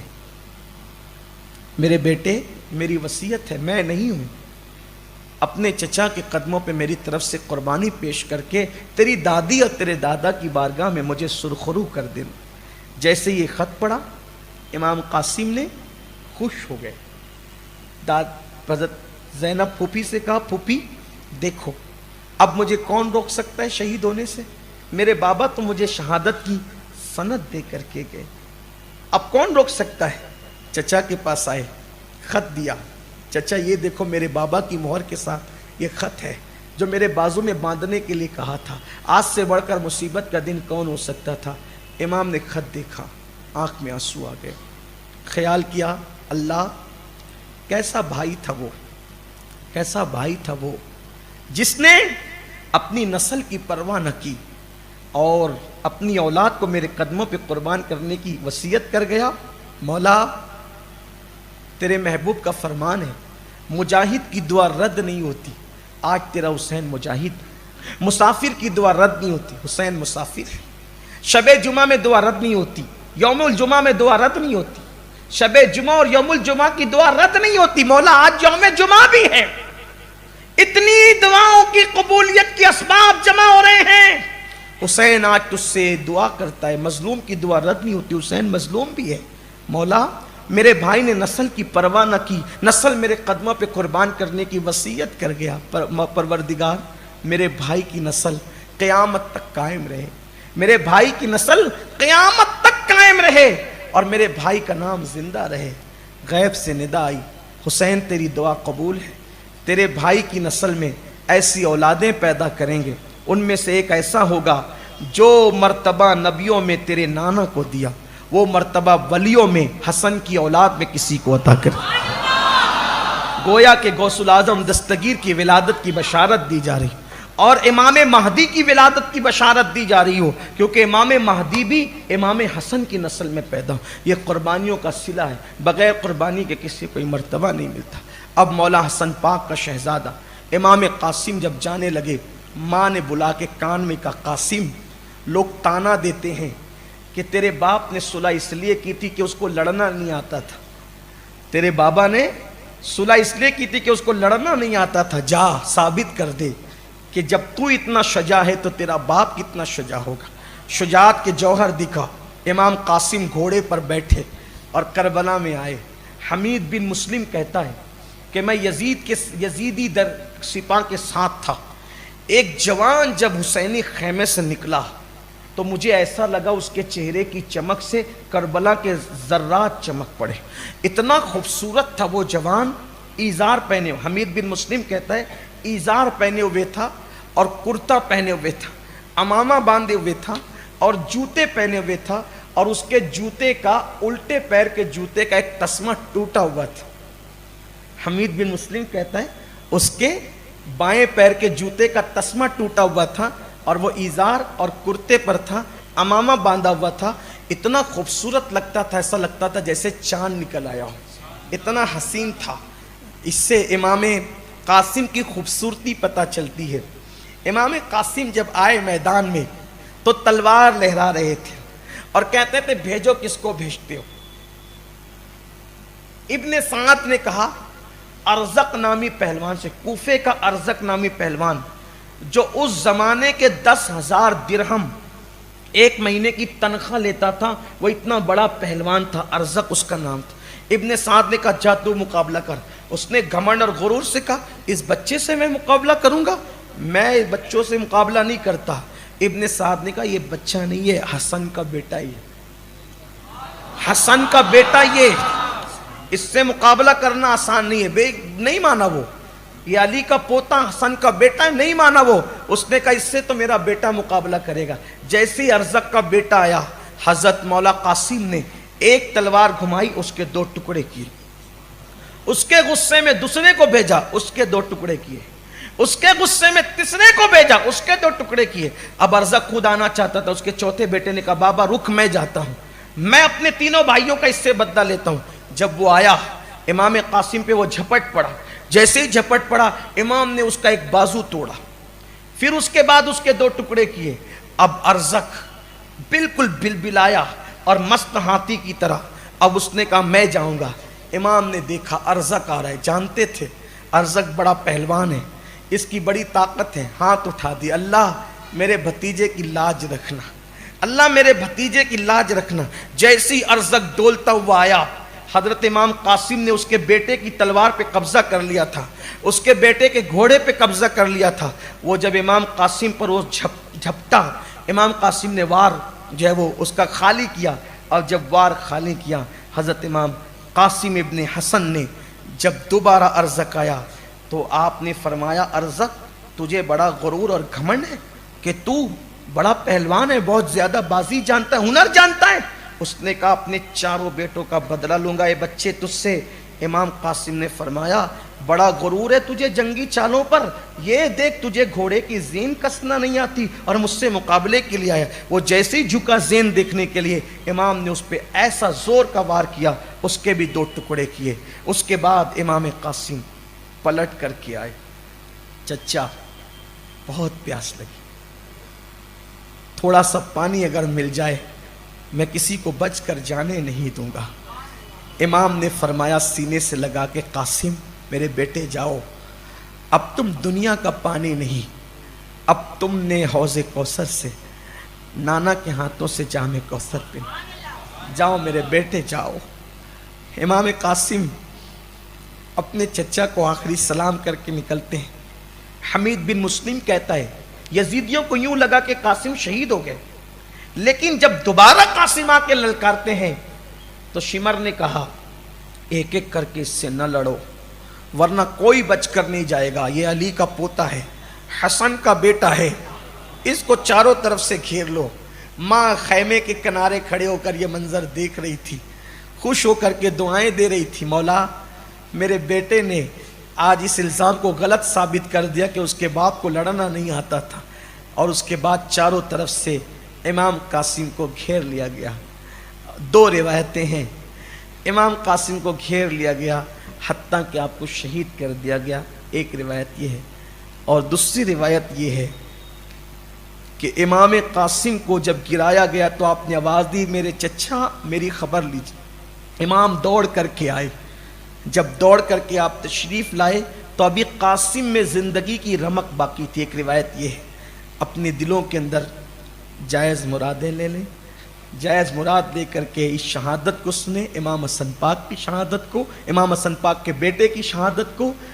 ایک روایت یہ بیان کی جاتی ہے امام قاسم کو انہوں نے شہید کر دیا۔ امام قاسم گھوڑے سے گرے، آواز لگائی چچا میری خبر لیجئے۔ جتنے دیر میں امام قاسم کے پاس امام حسین پہنچتے اتنی دیر میں انہوں نے امام قاسم کو شہید کر کے آپ کے لاش پر گھوڑے دوڑائے، اور گھوڑے دوڑا کر کے آپ کے لاشے پر اتنے گھوڑے دوڑائے کہ آپ کا لاشہ جو ہے وہ کچل کچل کر کے چٹا ہو گیا۔ یہ بھی روایت ہے، تاریخ میں آتا ہے امام پاک نے امام قاسم سے ان ظالموں کو ہٹایا تلوار کے بل پہ، اور قاسم کو اٹھایا اور قاسم کو اٹھا کر اپنے سینے سے لگایا۔ البتہ ابن جریر بھی لکھتے ہیں، اس بات کو سب نے لکھا، جب امام قاسم کو اپنے سینے سے لگا کر لاشا اٹھا کر کے لے کر کے جا رہے تھے تو قاسم کا لاشا دب دب کر اتنا پھیل گیا تھا کہ اس وقت قاسم کے پیر جو تھے وہ زمین پر رگڑ رہے تھے۔ امام قاسم گئے اور جانے کے بعد قاسم کی ماں سے کہا لو اللہ نے تمہاری شہادت کو، تمہارے بیٹے کی شہادت کو، تمہاری قربانی کو قبول کر لیا۔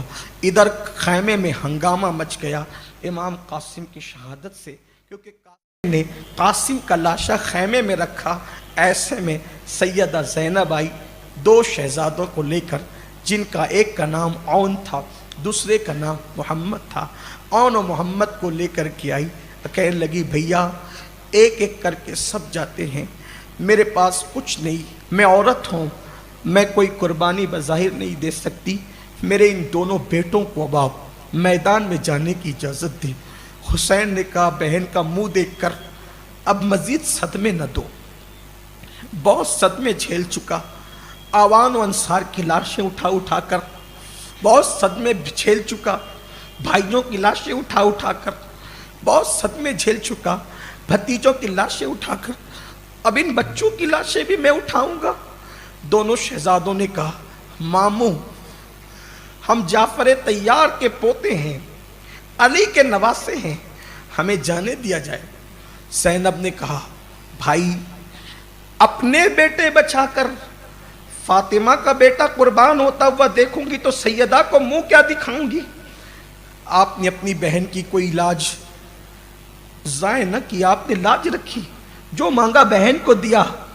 آج بی بی زہرا کی خیرات حسین آج فاطمہ کی خیرات تیری بہن اس طرح مانگتی ہے کہ میری قربانی قبول کر لو، ماں کے پاس مجھے شرمندہ نہ ہونے دو۔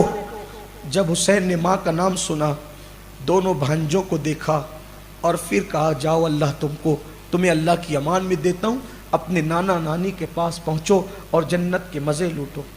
دونوں شہزادے جب جا رہے تھے، مورخ نے بہت خوبصورت بات لکھی ہے، زینب جب بیٹوں کو بھیج رہی تھی کربلا میں تو وہ اس وقت علی کی بیٹی ہی تھی، اس وقت وہ علی کی بیٹی تھی، شیر خدا کی بیٹی تھی۔ شیر خدا کی بیٹی کی حیثیت سے دونوں بچوں کو بھیجا، اور جب بچے جنگ کر رہے تھے تو خیمے کے کنارے کھڑے ہو کر کے دیکھ رہی تھی، دعائیں دے رہی تھی۔ دونوں شہزادوں نے عون و محمد نے میدان میں جا کے کہا ہم جعفر طیار کے پوتے ہیں، علی مرتضی فاتح خیبر کے نواسے ہیں، اب ہمارے مقابلے میں کس کو بھیجتے ہو بھیجو۔ اور پھر اس کے بعد حیرت تو یہ تھی، مورخ لکھتا ہے کہ کسی کے آنے کی ہمت نہ تھی جعفر طیار کا نام سن کر اور علی مرتضی کا نام سن کر۔ یہ دونوں شہزادے جو ہے وہ فوج اشقیاء میں گھس گئے اور پھر تلوار ایسے چلائی کہ لوگ اش اش کر اٹھے، بالآخر دونوں طرف سے گھیر لیے گئے اور شہید کر دیے گئے۔ آواز آئی حسین اپنے بھانجوں کی لاشوں کو لے جا۔ امام نے دونوں بھانجوں کی لاشوں کو اٹھایا اور اٹھا کر کے لایا تو کپڑے خون میں لت پت تھے، سر کٹے ہوئے تھے۔ امام پاک نے جب بھانجوں کی لاشوں کو اٹھایا. ایک ہاتھ میں امام کا ایک بھانجا تھا, غازی عباس کے ہاتھ میں امام کا دوسرا بھانجا تھا. امام لا رہے تھے, زینب خیمے کے دروازے پر کھڑی تھی. جیسے ہی بھائی نے لاشا لایا, زینب لو تمہاری قربانی اللہ نے قبول کر لی. جس وقت زینب نے اپنے بچوں کو بھیجا تھا وہ علی کی بیٹی تھی, لیکن جب اپنے بیٹوں کے لاشوں کو خون میں لت پت دیکھا اس وقت وہ صرف ماں تھی, ماں. اب ماں کا پہلو, ماں کا انداز تھا. زینب پچھاڑے کھا کر کے لپٹ گئی لاشوں سے اور رونے لگی. حسین نے بہن کو صبر کی تلقین کی. ابھی لاشیں اون و محمد لا کر کے رکھا تھا کہ اتنے میں غازی عباس کو لپٹ گئی سکینہ. باب الحوائج غازی عباس کو لپٹ گئی سکینہ. چچا دیکھتے نہیں علی اصغر بے ہوش ہوتا ہے, کبھی مٹھی باندھتا ہے, کبھی مٹھی کھولتا ہے, کبھی پیروں کو پھیلاتا ہے, کبھی پیروں کو سمیٹتا ہے. چچا آپ نے ہماری ہر بات مانی. چچا آج آپ کی بھتیجی کو پانی چاہیے. چچا آپ پانی لا کر پلائیں. مولا حسین کے یہ منظر دیکھا. غازی عباس نے مشکیزہ اٹھایا, کندھوں پہ ڈالا, غازی کا ہاتھ پکڑا. میرے غازی کہاں جا رہے ہو؟ پانی لانے. سکینہ نے پانی کا مطالبہ کیا ہے. آپ نے فرمایا نہیں تم مت جاؤ. عباس تیرے جانے سے میری کمر ٹوٹ جائے گی. تو میرا علمدار ہے, تو میری ہمت ہے, تو میرا حوصلہ ہے میرے بھائی, میں تجھے نہیں جانے دوں. مولا میری بچی نے پانی مانگا ہے, مجھے آپ جانے دے, میں ابھی پانی لے کر آؤں گا. کندھے پہ مشکیزہ ڈالا اور فرات کی طرف چلے. یہاں تھوڑی دیر میں غازی کا کچھ تذکرہ کر لوں, اس امید پر غازی کی شہادت پڑھنے سے پہلے ان کا کچھ تذکرہ کر لوں تاکہ پتہ چلے یہ عباس کون. ہم سنی عباس کو اتنا کیوں چاہتے ہیں؟ اس کی وجہ یہ ہے کہ جس وقت سرکار نظمی نے بھی اپنی کتاب میں لکھا, جس وقت بی بی زہرا پاک دنیا سے جا رہی تھی تو دنیا سے جاتے ہوئے آپ نے مولا علی کو وصیت کی تھی, علی میرے بعد تم دوسرا نکاح تو کرو گے, میرے بعد تم دوسرا نکاح کرو گے. مولا کائنات نے سوچا کہ دنیا سے جا رہی ہیں, کئی کتابوں کا اتنے مجموعہ نچوڑ کر پیش کر رہا ہوں, جو جہاں ہیں وہاں دلوں میں جائز مرادیں لیں. باب الحوائج کا ذکر ہو رہا ہے, دعا کریں. 1000 دعاؤں کی دعائیں یہ, تمناؤں کی تمنا یہ, اللہ قیامت تک ہماری نسلوں کو نبی اور آل نبی کا وفادار رکھے اور جنت میں انہی کے پڑوس میں اللہ ہمیں ٹھکانہ عطا فرمائے. آپ نے کہا تھا کہ آپ نکاح تو کرو گے نا. آپ نے سوچا دنیا سے جا رہی, کیا دل دکھاؤں, چپ تھے. کہا نکاح کرو گے نا, کرنا ضرور کرنا, لیکن میری ایک گزارش ہے, ایسی بہادر گھرانے کی عورت سے نکاح کرنا کہ جس کی بہادری پورے عرب میں مشہور. میرے مولا نے کہا تھا آخر بہادر گھرانے سے کیوں نکاح کرنے کی بات کرتی ہو؟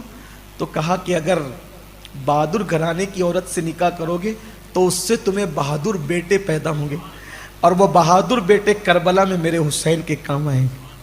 اور بی بی زہرا نے دنیا سے جاتے جاتے دعا کی تھی دنیا سے, اللہ میرے بعد علی جب کسی عورت سے نکاح کرے اسے بہادر بیٹے دینا تاکہ وہ کربلا میں میرے حسین کے کام آئے.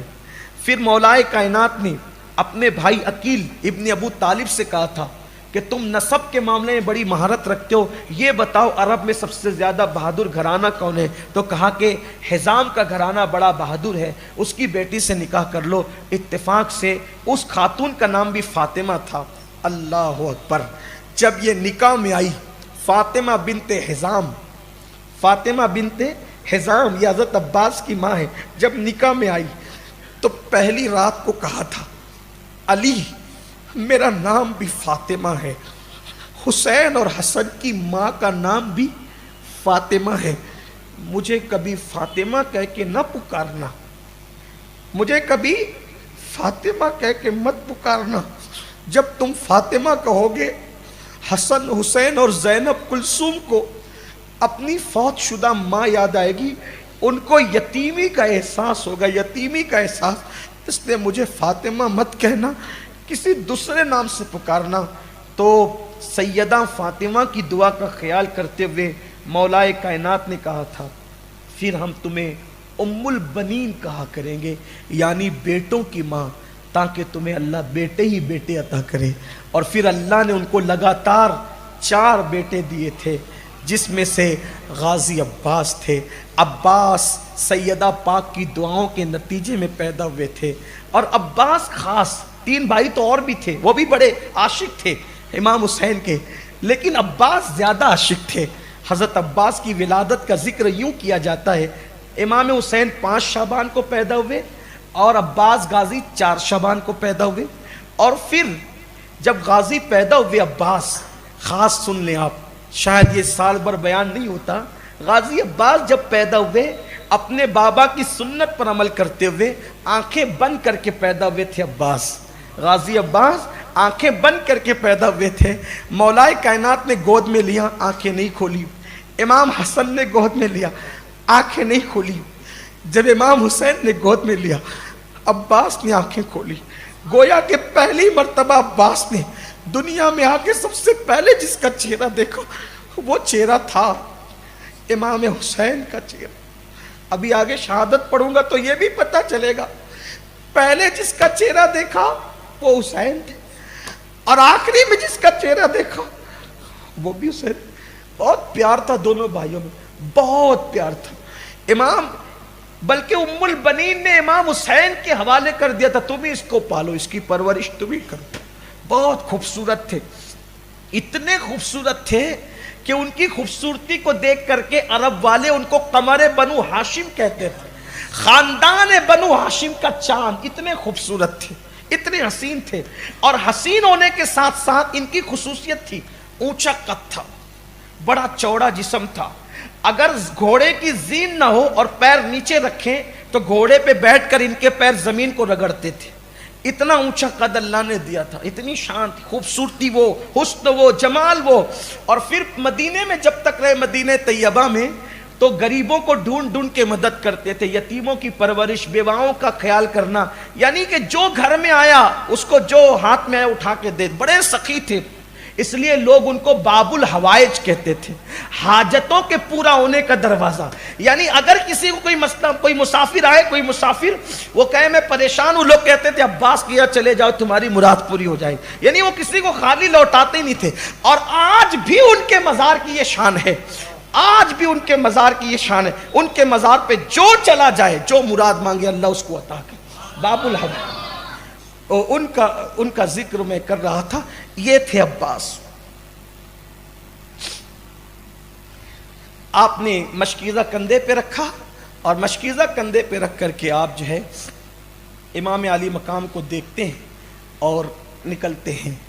وہاں پر ہزاروں اشقیاء تھے، شقی القلب لوگ، جو فرات پر پہرا لگا کر کے کھڑے تھے۔ غازی وہاں پہنچے، انہیں سمجھانے کی کوشش، نہیں مانے تو تلوار چلائی، اور تلوار چلاتے ہوئے گاجر مولیوں کی طرح کاٹتے ہوئے غازی عباس نے انہیں ہٹایا، گھوڑے سے اترے، پانی سے مشکیزہ بھرا اور کندھے پہ ڈالا۔ پھر خیال آیا کہ تھوڑا پانی میں پی لوں، پانی اٹھایا چلو میں، پینا چاہتے تھے کہ سکینہ اور علی اصغر کی پیاس یاد آ گئی، تو سوچا کہ میں پانی لینے آیا ہوں، پانی پینے نہیں آیا۔ آپ نے پانی چھوڑ دیا کہ آل حسین پیاسی ہو اور میں پانی پی لوں، آپ نے پانی چھوڑ دیا، گھوڑے پہ بیٹھے۔ اب عمر بن سعد کی طرف سے حکم آ گیا تھا، ایک قطرہ پانی خیمہ حسینی میں پہنچنا نہیں چاہیے، اگر وہ پانی پہنچا تم جان بچا کر نہیں جا سکو گے۔ یہ بھوکے پیاسے 3 دن کے ایسا لڑ رہے ہیں، اگر پانی ان کو مل گیا تو کوئی بچ کر کے نہیں جائے گا، تمہاری عورتیں بیوہ ہو جائے گی، تمہارے بچے یتیم ہو جائیں گے، پانی نہیں پہنچنا چاہیے۔ ہزاروں کا لشکر ادھر بھیج دیا گیا، لیکن عباس تھے، وہ غازی عباس لڑتے رہے، اور لڑتے لڑتے کیفیت یہ ہوئی کہ اب ہمت نہیں تھی مقابلے کی، کسی نے ظالم نے کہا اس کا بازو کاٹ دو. ایک ظالم نے حملہ کیا, غازی عباس کا ایک بازو کاٹا. آپ نے جب بازو کٹا تو دوسری طرف مشکیزہ تھاما اور اسی ہاتھ سے آپ لڑتے رہے, ایک ہاتھ سے. دوسرا بازو بھی کٹا. جب دوسرا بازو کٹا تو مولا عباس نے وہ مشکیزہ دانتوں میں پکڑ لی اور دانتوں میں پکڑ کے گھوڑے کو ایڑ لگائی. اس لیے کہ فرات دور تھا خیمے, کیونکہ اس طرف فرات تھا, اس طرف خیمے تھے.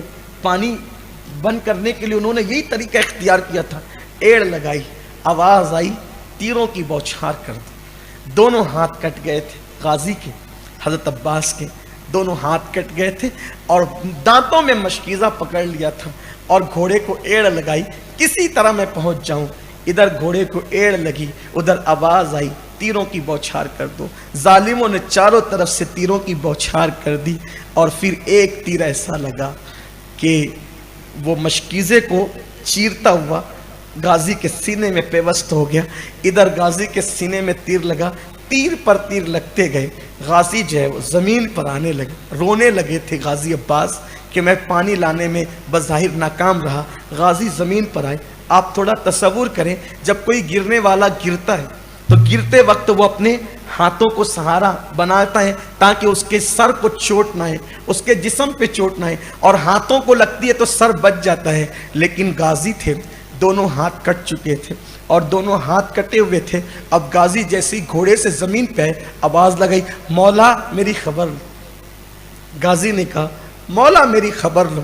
جیسے ہی غازی نے کہا مولا میری خبر لو, گویا کہ میدان کربلا غازی کی آواز سے گونج گیا, مولا میری خبر لو. حسین نے کہا میرے بھیا میں ابھی آیا.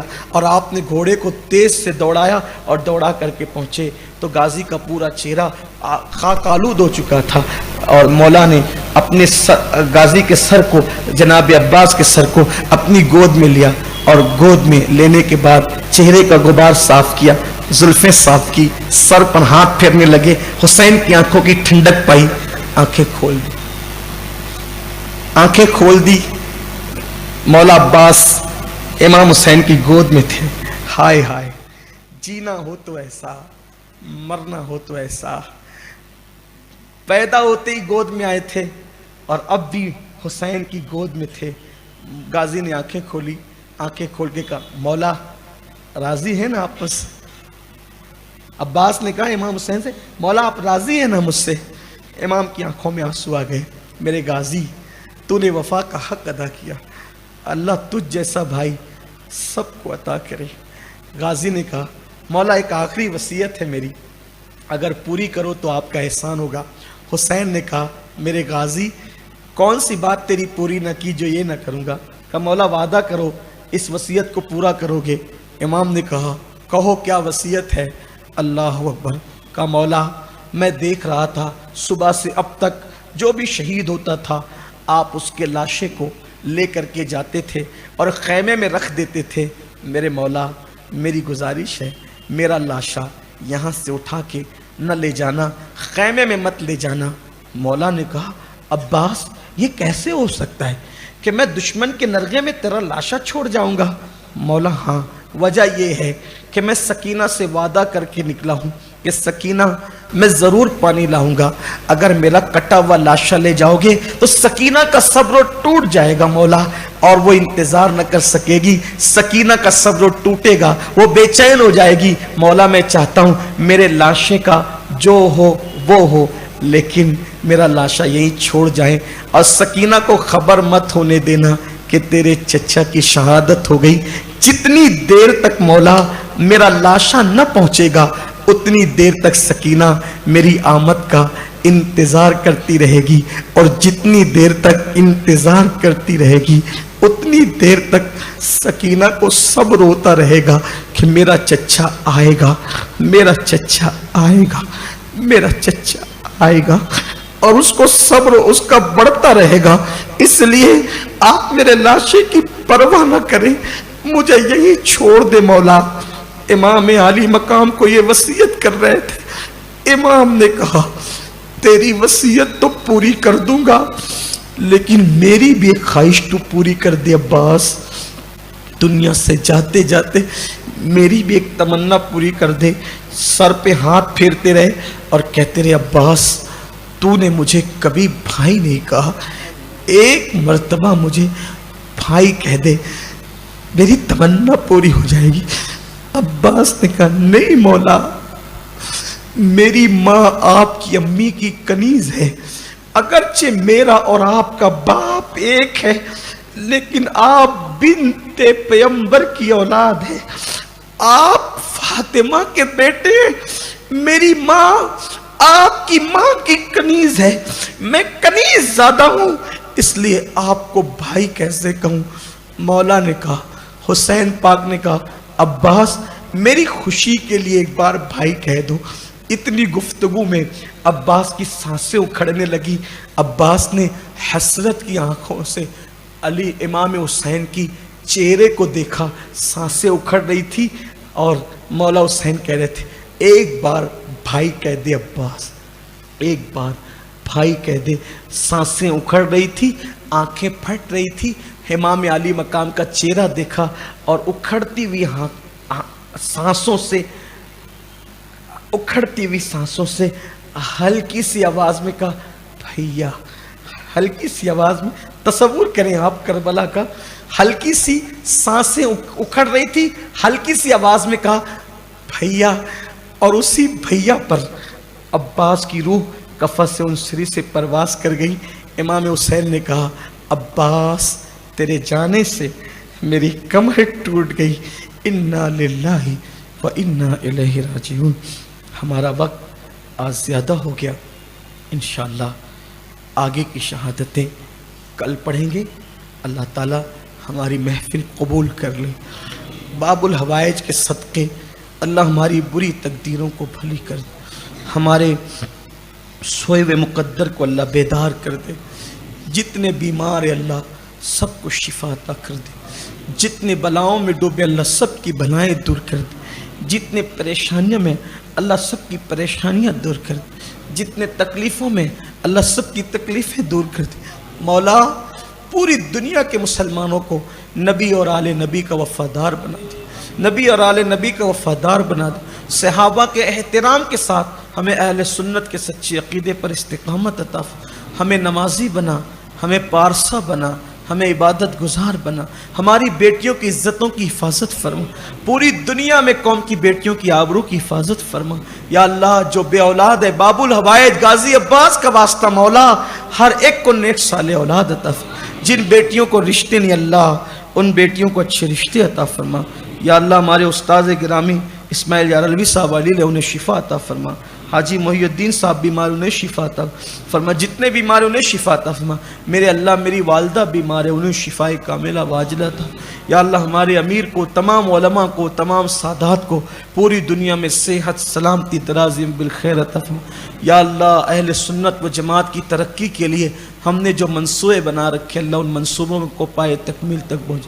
یا اللہ کربلا کی اس محفل کی بنیاد سنی دعوت اسلامی نے 23 سال پہلے رکھی، میرے اللہ جب تک چاند سورج نکلتے ڈوبتے رہے اللہ ہم رہے نہ رہے یہ شہدائے کربلا اور اسیران کربلا کی محفل جاری رہے، ذکر اہل بیت کی محفل جاری رہے۔ اے اللہ یہ محفل اسی طرح سجتی رہے، اس محفلوں کو ترقی ملتی رہے، ان محفلوں کو عروج ملتا رہے۔ یا اللہ ہم سب کے حال پہ کرم فرما، ہمیں دونوں جہان کی نعمتیں برکتیں عطا فرما، جو مانگے وہ بھی عطا فرما، جو نہ مانگ سکے وہ بھی تیری شان کے لائق عطا فرما۔ محمد جابر، حمیرہ، عزیز الرحمن، ادریس، یہ سب لوگ اللہ تعالیٰ جس مراد کے لیے جس نے دعا کی گزارش کی اللہ سب کی مرادیں پوری فرما دے۔ الہی بحق کے بنی فاطمہ کے بر قول ایما کنی خاتمہ، اگر دعوتم رد کنی ور قبول، منو دست دامان آل رسول۔ الفاتحہ۔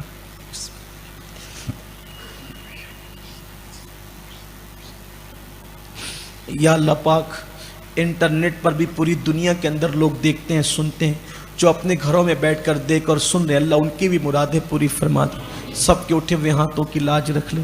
جن جن لوگوں نے اس محفل کے انعقاد میں حصہ لیا، ہماری تمام مجلس شورا، ہماری میڈیا ٹیم، ہمارے مبلغین، ہمارے معاونین اور یہ سب ہماری عوام اہل سنت اللہ، ان سب کو تیری شان کے لائق بہتر جزا بہتر صلہ عطا فرما۔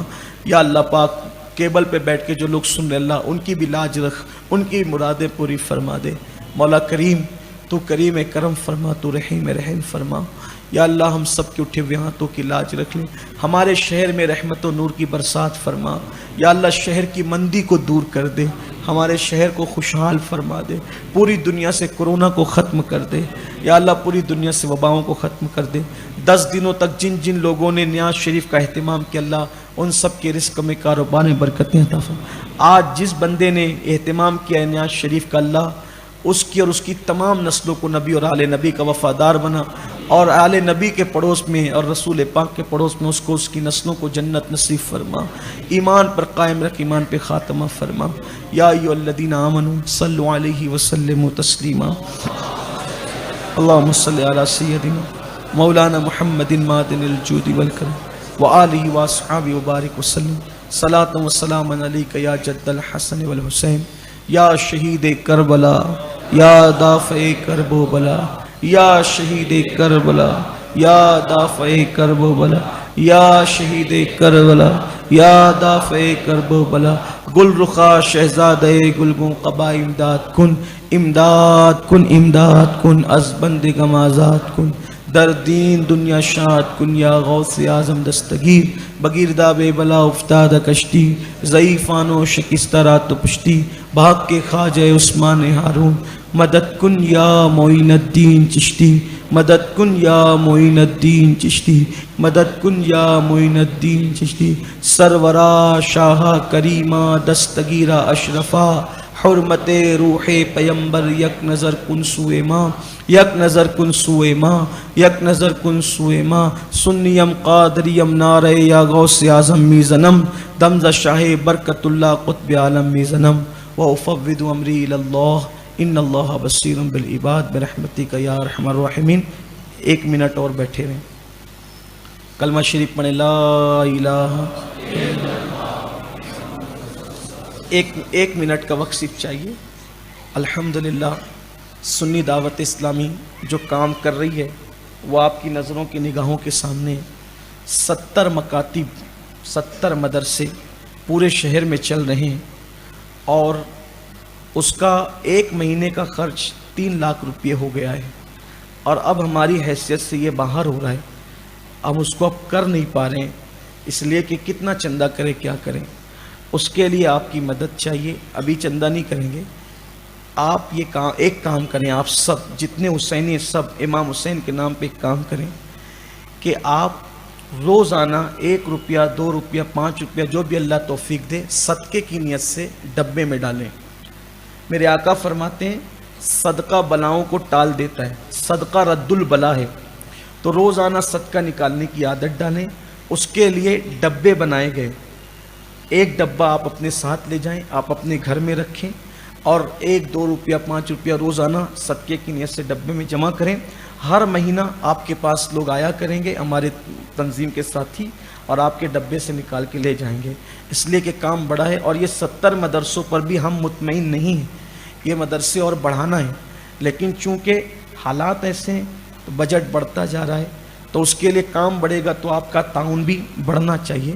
تو یہ ڈبے آپ لے جائیں گے، کون کون لے جائے گا ذرا مجھے بتائیں؟